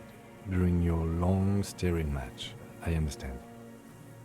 You couldn't see it, Kim. It's just the reads for him. That could be part of the shock. But you're right, something is off here. Mr. Dross. I guess Kim didn't hear the Phasmid talk. No response. Maybe this is how the Phasmid has stayed hidden for all these years. Then how did we see it? Oh, you mean, whatever does this, does it over time? Yeah. Teenagers, kids, drunks, sightings are brief, and hence not credible. but anyone who spends a long time with it. Yes, you forget it's here. Mm-hmm. Mr. Dross, have you ever seen a stick insect pretending to be the reeds? The doctors will have to look at this. I hope your station has better medical personnel than 57. This is a little advanced for a nurse. It's been here for a long time. Who knows how much of it in its company? He did seem distressed when it finally came to arresting him. Like he didn't want to leave this place, and the insect maybe. Yeah. I have absolutely forgotten to take notes. I hope I remember all of this. This will be one hell of a report. Thank God we have the photo. I found some things in the phasmid's nest, Mr. Dross. He stares into the reeds. Your words don't stir anything in him. Perhaps you should. Show him the ceramic helmet. Nothing. Just dull staring. Not even rage left, wherever he is. The last embers have gone out. The war is over. If Kuno kicked it into the sea, as he said he did, the ebb would put it back here. This makes sense. Mr. Dross could have picked it up. Or the phasmid even. If it did, this is incredible. Show him the detached scope. I lost. Lost it? He turns his eyes to the reeds again, as he's done so many times. Beige and white stripes. He lost the scope. Then it somehow made its way over there. With the help of a magpie phasmid? Pretty much. This sight is a T9, Mr. Dross. Was it attached to the rifle when you made the shot? Silence. Not even a sigh. You've gotten all you will out of this poor being. What about the Orinese passport? No reaction. His breathing is slow, and he appears very old all of a sudden. Around 80. This is an old man, at last. No longer a tin soldier, but the broken down remains of a man. Did you take this passport and other papers from a boy on the coast? The spirit. He hears us. The spirit? No reply. He's gone again. Try something else? We got him back for a moment. I'm going to let you rest now, Mr. Dross. The plastic cape flaps around his face in a gust of wind. His back is slouched and his mouth open. The blacks of his eyes are receding. His pupils are returning to normal.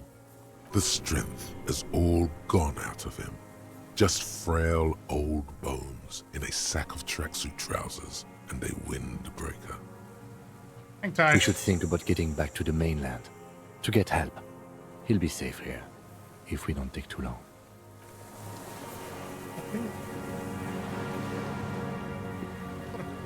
What a weird fucking day.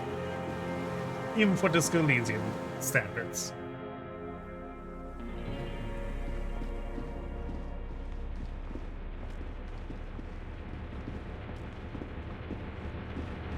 And now...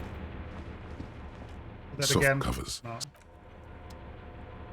Maybe thought with the additional information that we gathered.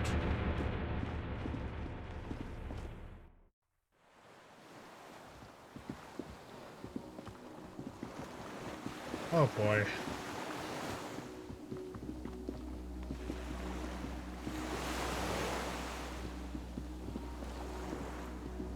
The skiff is swaying on the waves by the dock. Let's return to the mainland. We are done here. The skiff rocks gently under your weight as you get in. The ride back is uneventful and quiet. But for the sound of conversation on the water, there is someone inland waiting for you. Two men and a woman stand on the concrete square of a nameless village, looking at a small yellow boat as it draws closer. The sea is calm. You reach the jetty and climb out of the skiff. Let's see if we're getting chewed out by our colleagues. Look what the tide brought in. Oh boy.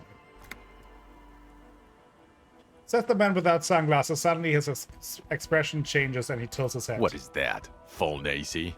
What's with all the performance gear? Are you back in high school? Whatever this is, it is completely unimportant compared to what you've just seen.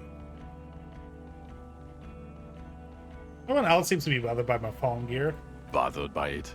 Harry, you're a goddamn cop. They're afraid of you. Oh, excellent. That explains it. Yes, that has always explained it. Vic, calm down. Who are you people? Hello, I'm Trent Heilerstam. I believe we've met on Oh, several yeah. occasions. Guy with his son. I'm your goddamn partner, Jean-Vic Kumar, and this is your special task force. Or what's left of it. Special Consultant Trent Heilerstam, Patrol Officer Judith Minot. Hi. We've come to scrape what's left of you off the pavement.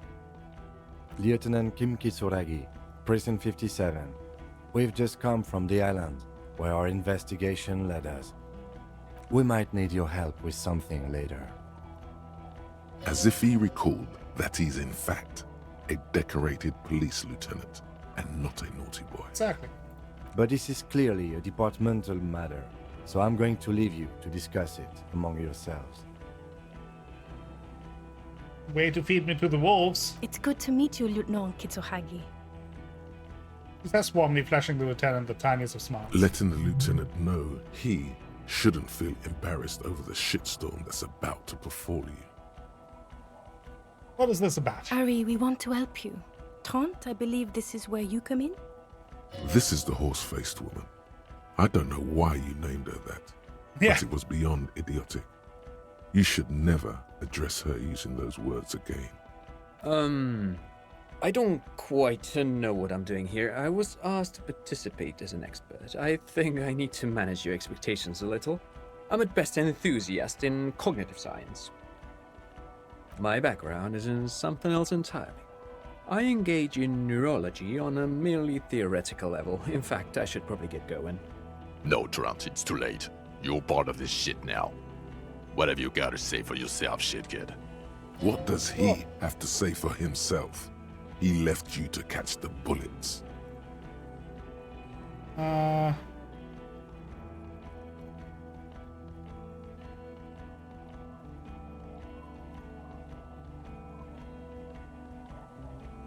Okay,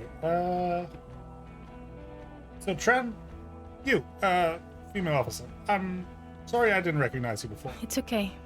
I didn't come here to gloat or to fool you. Neither did he, actually. We're just worried. Doesn't feel like that. That's right. Worried. I'm always worried about you. Every time you don't show up to work, or when you do but stink. You're a worry fest. She's worried about you. I'm worried about you. Even Special Consultant Backpedal is worried about you. Everyone worries, instead of working. So Trent Heidelstram turns out to be Special Consultant Trent Heidelstram? Yes, I'm Trent Heilerstam. I never said I wasn't Trent Heilerstam. Wait, what was up with the kid then? Mikhail? Mikhail is my son. Oh yeah? What was up with all the interesting history? Spying on me? No, I was just interested in the Feld building and the Martinez beachhead. And Mikhail wanted to see Martinez. It was a coincidence. Him being there with his son, it was not a coincidence. It's difficult to see, but he was worried about you. And also interested in the Feld building. So what are you special consulting here? What indeed? I was asked to share my take on some of the more obscure theories developed in Königstein in the 30s, like partial psychotraumatic amnesia, group personality theory. He's here to see if you're insane. He is smart. Let's move on. You are the man with the sunglasses at... You aren't the man with the sunglasses at all. You're not even blonde. Guilty as charged. I heard you'd lost your mind and your memory. I wanted to see if it was true. And it was. Good work, Harry. You're insane now. There's one less person for me and everyone else to rely on. He was too sarcastic for you to realize who he was. Actually, I suspected something was off. Did you? Or did you literally not recognize my face? We've been partners for how long, Harry? Don't answer that. You don't remember. Judging by the familiarity you feel toward him, 2 years minimum? Or maybe a short but close stint on the task force. He's right. Don't start guessing. Now's not a good time. How did you know I was here? The cafeteria manager you fucked over told us where you went. I saved his establishment, he still betrays me? Damn you, cafeteria manager, you betrayed me for the last time! Speaking of which, the giant aerografito in front of the building. The one that's burning. Did you do that? Yeah, I lit it on fire. It was a poetic gesture. I knew it. Didn't I tell you, Trant? I told you it was our shit, kid. The line is from Lou Giatun's Mirova 82, isn't it? About girl-child communism, the titular returning character to ghost the apparition of... Good choice, Harry. Thank you. Don't encourage him, Trant. Okay. You mentioned a task force? Yeah, Major Crimes Unit, under Lieutenant Dubois and Vicomar. Ring any bells? Refresh my memory. Who else is in this? Refresh your memory? It's a goddamn Major Crimes Unit. There's you, me, Jude, Trant fucking Heidelstown, and Guillaume Baby. I'm technically just a civilian advisor. Oh, fuck you. You're part of this shit show. Okay, so who's Guillaume Bibi? Oh, that's an interesting story, actually. Guillaume Bevy is a police reporter who joined our team. He was really good. Then he left because he lost faith in your ability to lead the unit. Okay. Other people have left too. Good, smart people. People we won't get back. Only me and this really patient patrol officer are still here. And Tron because I'm forcing him to stay. Okay, so what does this unit do? It's a major crimes unit. We clear the desk of cases so Precinct 41 doesn't look like the worst station in town. We are shit tier now, Harry. Because of you. They're your posse, or what remains of it. Hand-picked, hand-lost. The 41st isn't... So, duped again. No one's who they say they are. Duped? Hey, here's a brilliant idea. Don't be a morbid drunk and you won't be duped so easily. Gardener, scab leader, this. Tell me at least you are who you said you were. Yes, I'm still Kimki Solagi. Still a lieutenant from Precinct 57. Okay. Still caught up in this crossfire, too. Where have you been all that time? There was a mercenary tribunal. God damn it, Harry. You told us to fuck off. You said we're cramping your style. Your detective god. Fuck everything. All we burn. Detect or die.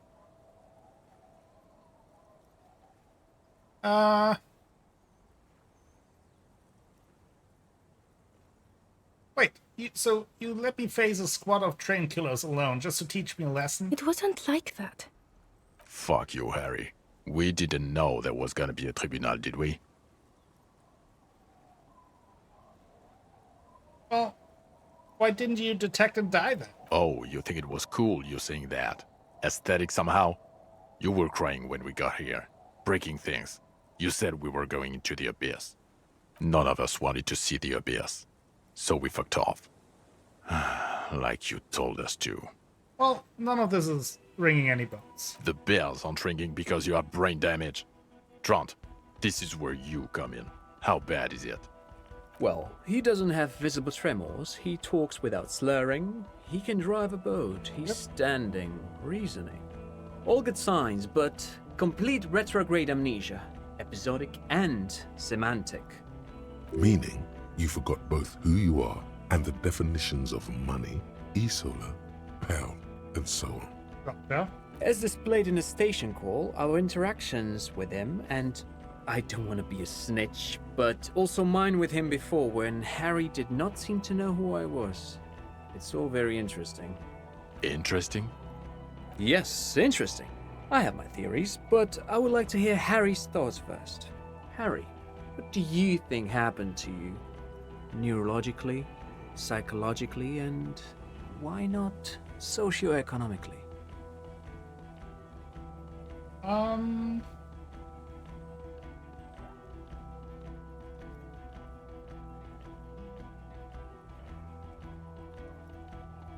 Well,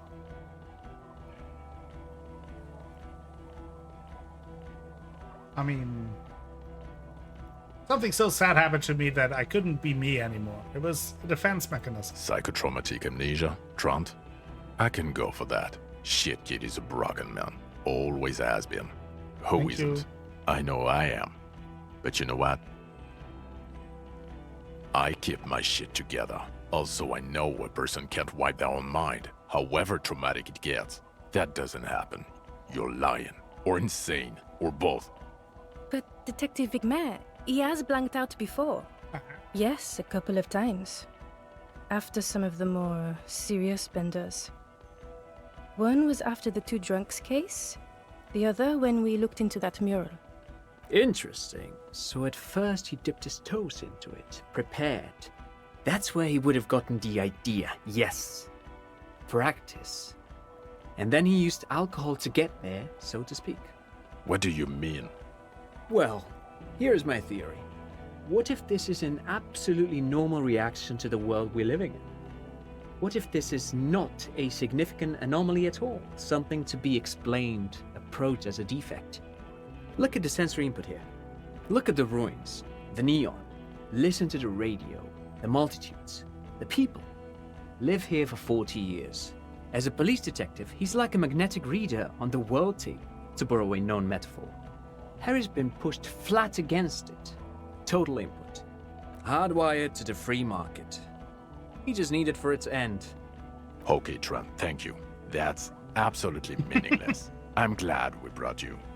Will he or will he not be able to work in the major crimes unit? Is he a crétin now? I want to know that. He's not a cretin, and he is able to do work. If not in his previous leadership role, then as a line detective.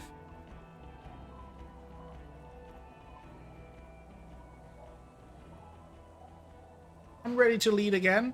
No one even mentioned that. I misphrased my question. It should have been, is he able to put his clothes on and use the body? Or do we need to get him on a disability pension? They can keep that pension. You're rock solid. You can put your clothes on hard. Exactly. Now nothing. Now we're just going to stand here. Really? No. Now we discuss that. What the fuck did you do to a motor carriage? Why is it there, Harry?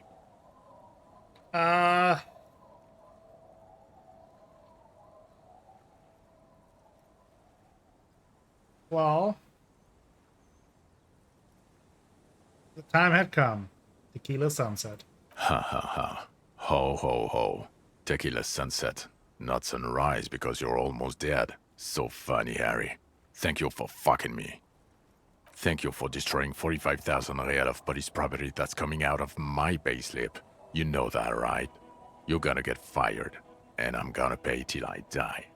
It doesn't matter. Your badge, Harry. Show me your badge. My badge, I got it right here. In a rush to demonstrate your badge, your eager fingers can't sustain a grip on the smooth plastic, and the badge slips out of your hand.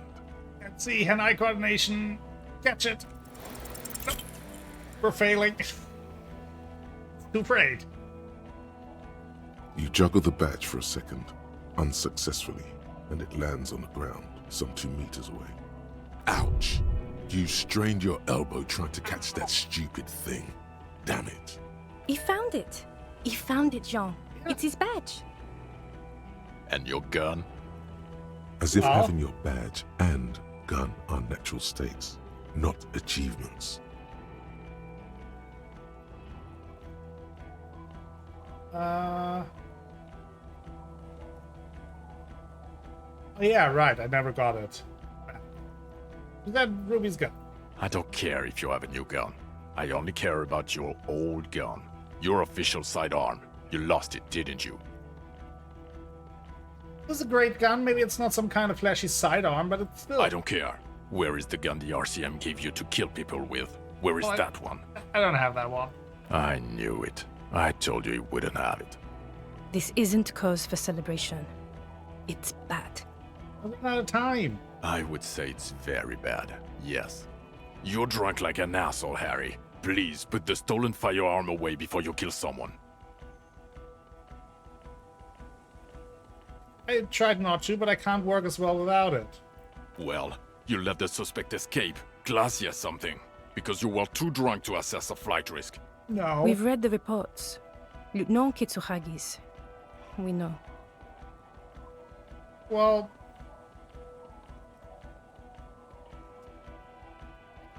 Well, let's see.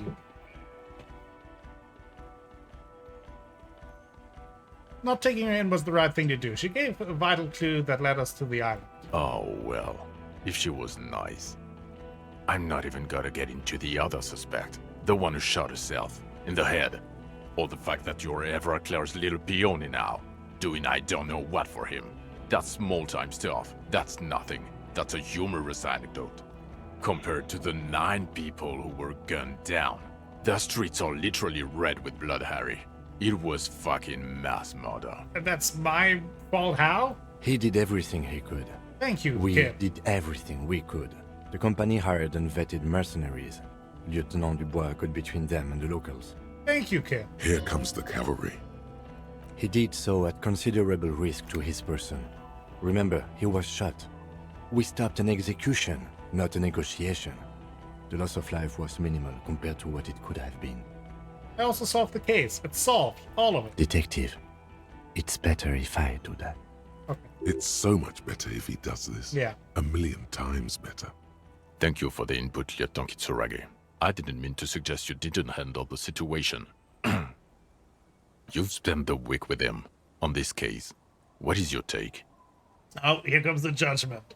On the case? On Lieutenant Yofreter Dubois.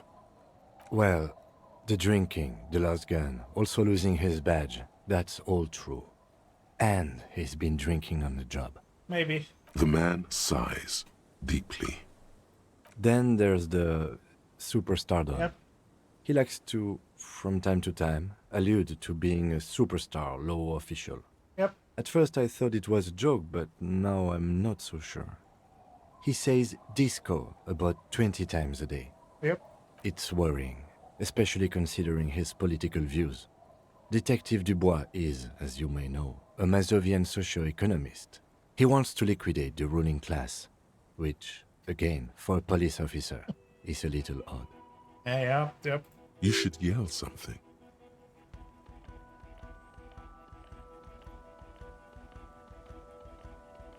I'm a policeman of the state to come. The RCM consists of policemen of the state that is, so a little discrepancy there.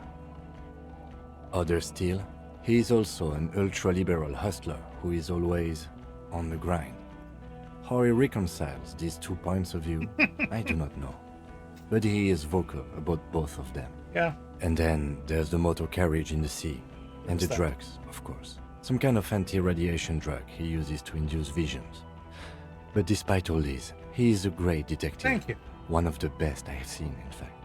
Thank He you. can talk human beings into telling him anything, and he doesn't stop.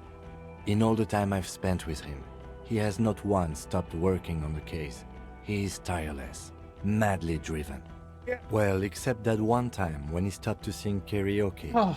which, by the way, was a valiant effort. He really sang his heart did. out. It was a valiant effort. Yeah, it was what it was. Other than that one time, he has tirelessly worked on the case, and he solved it. We have a confession, a murder weapon, and the perpetrator, locked on the island right now, awaiting transportation. He apprehended a straggler who stayed hidden for 50 years, ever since the revolution, who's probably committed other murders over those years. Oh, and he also discovered a new species. Yep. A new species? All in a day's work. A colossal stick insect. It was on the island, camouflaged as the reeds. It unfolded from the reeds. I think we may be dealing with the Insulindian phasmid. See, I'm not the only crazy one here. He takes out the photo of the phasmid and shows it to the officers across the yard. The wind blows, flapping the glossy rectangle in his hand. You hear gasps beneath the howling of the wind. As you can see, it's about 3 meters tall. In fact, we think it may be the largest land invertebrate ever discovered. Boom shakalaka, motherfucker. Fucking hell is that? Is this somehow connected to the case? Detective? Yes, I believe the pheromone it emits may be responsible for the killer's mental degradation. The old man was not aware of the phasmid's presence. Exhibiting a strange, atypical dementia, he fell into a stupor after its appearance. He became near catatonic. Catatonic. So it is connected. Look at you all looking dumb now. I must say, this is absolutely extraordinary. I don't even have words for it.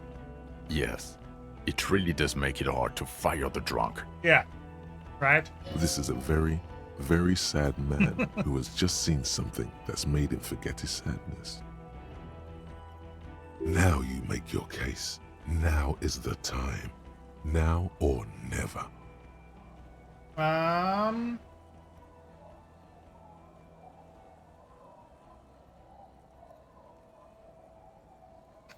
Confiscated drugs from Kuno's dad. Well, the killer, Ilyanovich Strauss, we have a strong motive for him. The previous head of the Debardeurs Union was assassinated by our killer. This is a conversation for when we are no longer out in the open. In Martinez, where Evrard and Edgar Clare have ears everywhere. Understood, of course. But a case against Everard would be big. Would be big. I would prefer not to partake in anything union-related, for political neutrality. And I also fixed the strike situation. How? It seems to be ongoing. I see red banners on the gates. He didn't quite solve it. He cross-pollinated information between the company rep and Evrard, until the rep came to see that the Union desires war, at which point Mrs. Messier decided to... What? Hand clear the terminal? I just told some people some things, no big deal. Things are calmer now. Sounds like you got played, Harry. Because you were off your tits on Al Ghul. Hey, how do you know about Al Ghul? It doesn't matter how I know about Al Ghul. What matters is, you're Everard Clare's peony now. Just as I said. He's a mob boss, did you know? Is that why you want us to investigate the assassination of the previous Union head thing? To get off Everard's hook? No, it's nothing like that. He was reckless with information, but ethical. Exactly. We don't owe anyone anything. This allowed us to stabilize things in Martinez. God, calm down, Jean. Yeah, we also have a strong motive for the killer. Lilianovich.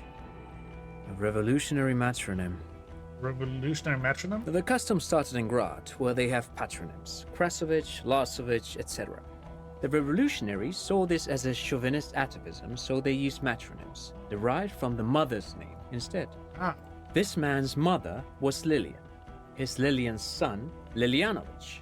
The custom was overturned after the revolution failed, but not before it made it to Revachol.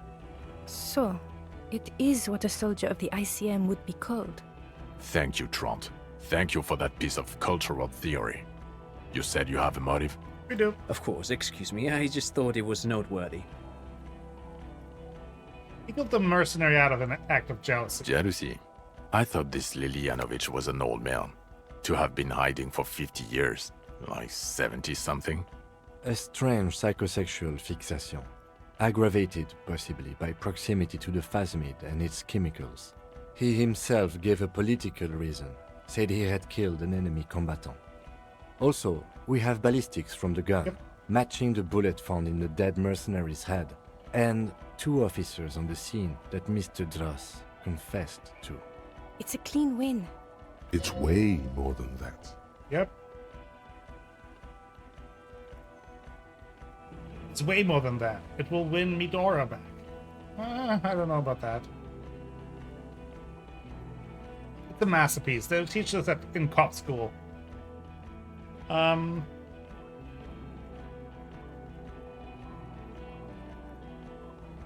not completely satisfied with it, yeah. Get over yourself. You're not a perfectionist. You're a cop and you did a good job, with a lot of help from Lieutenant Kitsuragi. And none of this can hide the smell of booze on the wind. God damn it. It is bad. Even you can smell it. Well, Chin up. Keep focusing on the positives here. I also looked into the mystery of the Doom commercial area. I don't know what a Doom commercial area is. Route Sengis Lane 10, a commercial building where all businesses go bankrupt. I looked into it. Why? That's not what you were supposed to do here. There was a possible witness in there, and it was close to the crime scene. He was just chasing a lead and ended up advising a local shopkeeper. It was okay. Thank you. Of course. Call it community outreach, right? Also, the phasmid was female. The reeds are its nest. Female? What makes you think so? You had to see it. It had the subdued colors of a female. And the nesting behavior too, I think. Exactly, Koala. It's bad. Incredible. Were there eggs in the nest? Not as far as I could see. There were other things there, though. I think it emits chemicals that makes it look even more like reeds. Yes. That would be a pheromone. A pheromone that's seemingly beneficial to the host. It usually stimulates the affected nervous system. Not a human's, of course, but perhaps a predator's? Nothing is off the table. But I want to stress this. The find does not have to be connected to the case. The case is 100% prosecutable, without any pheromones. Of course, Lieutenant. Of course. We should treat the case and the phasmid as completely separate from each other. People are not going to... They're not going to go for this speculation in the constabulary. Oh, it had items in its nest. Helmet, scope, passport. Actually, you know, this would indicate it was a male. This is far from anything in my field, but I think such nests are called bowers. They are for attracting mates. I still think it was female. Of course, as I said, I'm only guessing. I didn't see it. It must be robust if it can move a whole helmet with its limbs. I think it reproduces by parthenogenesis. As in cloning itself? What makes you think so? That's the hunch. Well, then it wouldn't matter if it's a male or female. The bower would just be rudimentary behavior from before the parthenogenetic mutation. Very interesting. Such organisms are extremely vulnerable to disease. A single strain of bacteria could wipe out the whole species. We're probably looking at conservation efforts here. It had mandibles that looked like hair, and it was completely white on the inside. Yes, but also reed-colored, beige and brown, a little green on the outside. After unfolding from a single stalk, it still retained parts that looked like reed tufts on its limbs. Incredible. The PR value of this is exceptional. Carp discovers new species. Maybe even discovers the Insulindian phasmid. No, that's too much. This would really help with some of the problems we've been having. Absolutely, this is great. This does not say vigilante murderers to me at all. This says science, news, human interest. You know, it's a really good thing you have that photo. Without it... You're doing good here. Perhaps only for a moment, but still. Hey, we're doing something. Quit while you're ahead? Or no? Well, I'm not mentioning the drugs from Kuna since we split them, so what do you say? Want to take this hot shit back? I don't want to, but you discovered a new species and solved the murder. So I have to. Jude? Honestly, anything that ends this trial is okay with me. But he's been drinking, she thinks. This is exactly how he gets out of this every time. It's bad for him, but... Agreed. The public relations potential of this is too valuable to let go. Okay. We have vehicles in the square, and the perpetrator needs to be taken into custody. Let's go. Now you will finally get to know who you are. Wait, I have a few questions before we go, about who I am. The man looks westward, impatiently, jingling his car keys in his pocket. Who am I? Who are you? You're a gym teacher, Harry. What? Well, obviously you're not a gym teacher anymore, but... What before? Before you were a cop, you were a gym teacher in Coron. Ah. It's getting really cold outside. Should we maybe... Guerrilla, soldier, gym teacher? No, a regular one. That does explain a lot. Harry, it explains everything. Yeah. The running around, the jumping, the shot put. Yeah. Your inexplicable facial hair. The collection of found sportswear I've amassed. The fact that you don't seem to know what homosexuality is, and how you're able to perform a 360-degree spin kick too. Which we certainly did. Also, this guy. Just everything about this guy. When was this? When was I a gym teacher? In your 20s or late 20s. You've really let yourself go since then. You said Coulon. I was a gym teacher there? Yes, you taught gym in Coulon. I believe that's the term. Taught gym at a high school. You were a high school gym teacher. The smell of sweat and glue, the worn floorboards. High school. Harry, your goings-on with Kuno, Andre, Acel, the whole thing on the ice. That's why you are so juvie. Yeah. His smirk suggests barely contained laughter. Why did I join the RCM? The regular. You found some chick. She inspired you to fight the big fight. Be more than you are. All that. You, every morning, walking from Voyager Road to teach gym. She, leaving for the academy with her spring coat on. The air filled with the smell of smoke and raspberries and incredible hope. An ocean full of hope. All I see now. I knew it. I knew no normal human being can run like that. He's an honest-to-God gym teacher. Why am I like this? It's not a mystery. Some chick fucked you over. Also, you were drunk. Okay. You really went with it too.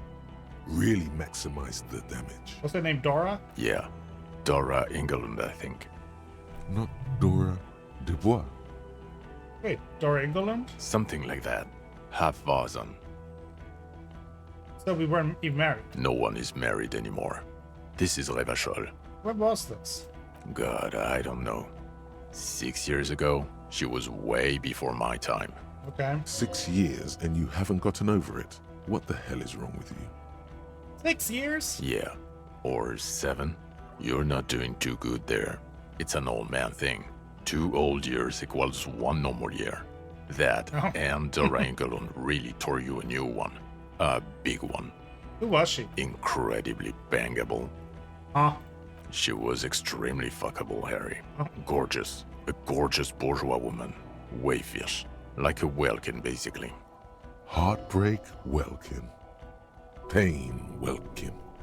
I've only seen a picture, but it's obvious you formed a real spiritual connection with how pretty she was.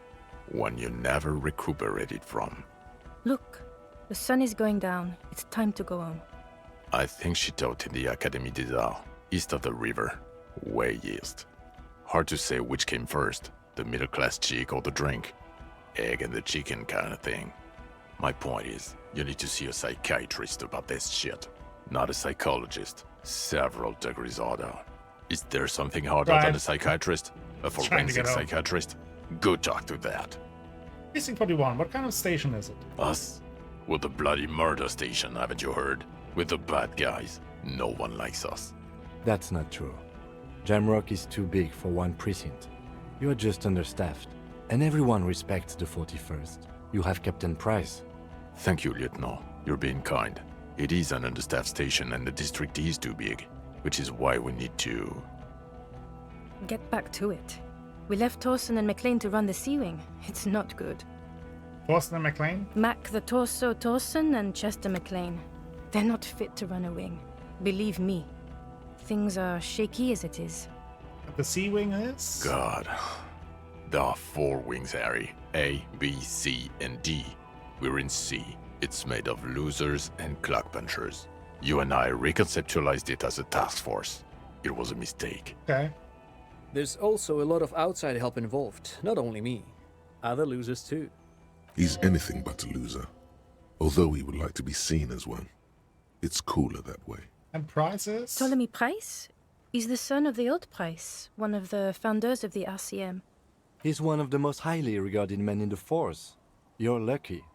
Somewhere under the curved roof of a former silk factory, shaped like a ladybird with 2 chimneys, Police Captain Ptolemy Price sits behind a heavy wooden desk. Resident medic Nix Gottlieb pours him coffee. It's silent in the captain's office. They speak of change, the city, the tension on the streets. They speak of the events of April and the blood on the streets in May. Did we recently shoot up a church by any chance? So he remembers that. Yes, there may have been a raid on some churches. It wasn't good press. Shooting up churches never is. I was out of town, to be clear. What happened? What did we need to do there? Our enemies were hiding in a church, to the best of our information. That's it. I'm not talking about this anymore. Your security clearance is shit tier right now. You have to wait for it to go up. He means it. The RCM and its enemies will not be discussed on this coast. Your clearance will not go up Okay. while you're within earshot of the Union headquarters. So I work at the bloody murder station. Okay, it's not the bloody murder station. It's an old converted silk mill with green desk lamps and a coffee corner. A lot of good people work there, hard, every day. Jamrock is the largest ghetto in Revachol. Faubourg, technically, but it's divided into 11 districts. Jamrock only has us. The press will blow over. Jamrock is lucky to have you, and it's often considered to be the greatest of the districts. You're lucky to have it. Thank you again, Lieutenant. Oh, the password. I need to tell Lena about it ASAP. Who is Lena? A cryptozoologist. She lives in Jamrock on Tabernacle Road. She told me about the phasma. Tabernacle? It's on the way over. Near where you live on Perdition. Fine, if we're gonna drop you off anyway. Nice. She and her husband were conducting the search for the phasmid. It's their discovery, in part. They should know as soon as possible. It would do you good to deliver some positive news for a change. She is going to be over the moon. I bet. Watch out, or she'll faint. Lieutenant Kitsuraga, what will you do now? Well, first I will go back to my station and write the most detailed report anyone has ever seen. It will have to be good to cover all these. Then I will have a serious talk with my captain. But what? Detective, we just stopped a small-scale war. Something is happening to Revachol. Pulls up his collar and looks around. The cold spring light reflects in the lenses of his glasses. I don't know what yet, but it's going to be a hard spring for the RCM. We need to get ready, infiltrate, investigate. Absolutely. Distant traffic. A scrap of newspaper drifts by, carried by the wind. Yeah, want to join me at Station 41? Talk to Captain Price? I'd rather not ruffle the feathers of two captains with my doom-mongering. No, I meant investigate. Come work in Precinct 41. Work with Price? I'm flattered, but I don't know if I... Would fit him. Am crazy enough. Can take the stress. He doesn't know how to finish the sentence. This truly came as a surprise to him. Not a bad one, but he's at a loss. Flattered? You're Lieutenant Kitsuragi. We would be flattered if you even considered. I would have to tie things up in GRIH first. But, I mean, whatever is coming, Jamrock will be more central to it than the harbor. And we also have a huge caseload, Lieutenant. Piles that we need to get back to. Mountains, even. I do like the sound of that. Nice. He's really considering it. I'm ready. Good. Fuck it, let's go. Tron Fuck it, brought let's his go. motor carriage. It's a 20-minute drive to Jamrock. Under the evening sky, the great district turns on its lights. A chessboard of wooden houses, 80,000 living souls inside. Fire traps as far as the eye can see, from Main Street to Precinct 41 atop the motorway, to Boogie Street forking into the dark horizon. You close your eyes and hear the dogs bark. A lone woman sits by a factory window, dreaming of meteorite strikes. On Rue de Saint-Jérôme, a square bullet slides into a square-shaped chamber. In Old South, a man without eyelids smiles. A man without eyelids? Spring has come. It's time. I knew it! He's one of those eyelidless people. Torsen? Yes. McLean? Yes. Heidelstam? No. Vicmere? Yes. Dubois? Of course. Really? Nix Gottlieb looks up from the list. I hear he's unstable. You say that like it's a bad thing. Captain Potomny Price gestures with a ballpoint pen. It's dim in his office, and the curtains are drawn. Harry's our man. He'll pull through. When he does, he'll side with the people. Understood. Gottlieb returns to the list. Minnow? Of course. Wonderful. Then can we please just go back to Jamrock now? Let's go back to Jamrock. We recruited Kim. Only 8 people died.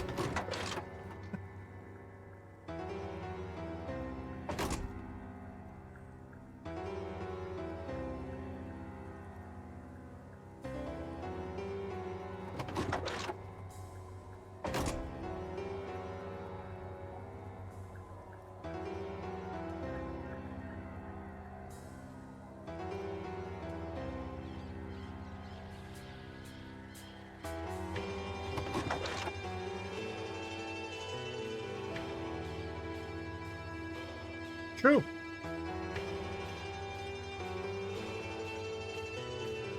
They would make a good pair.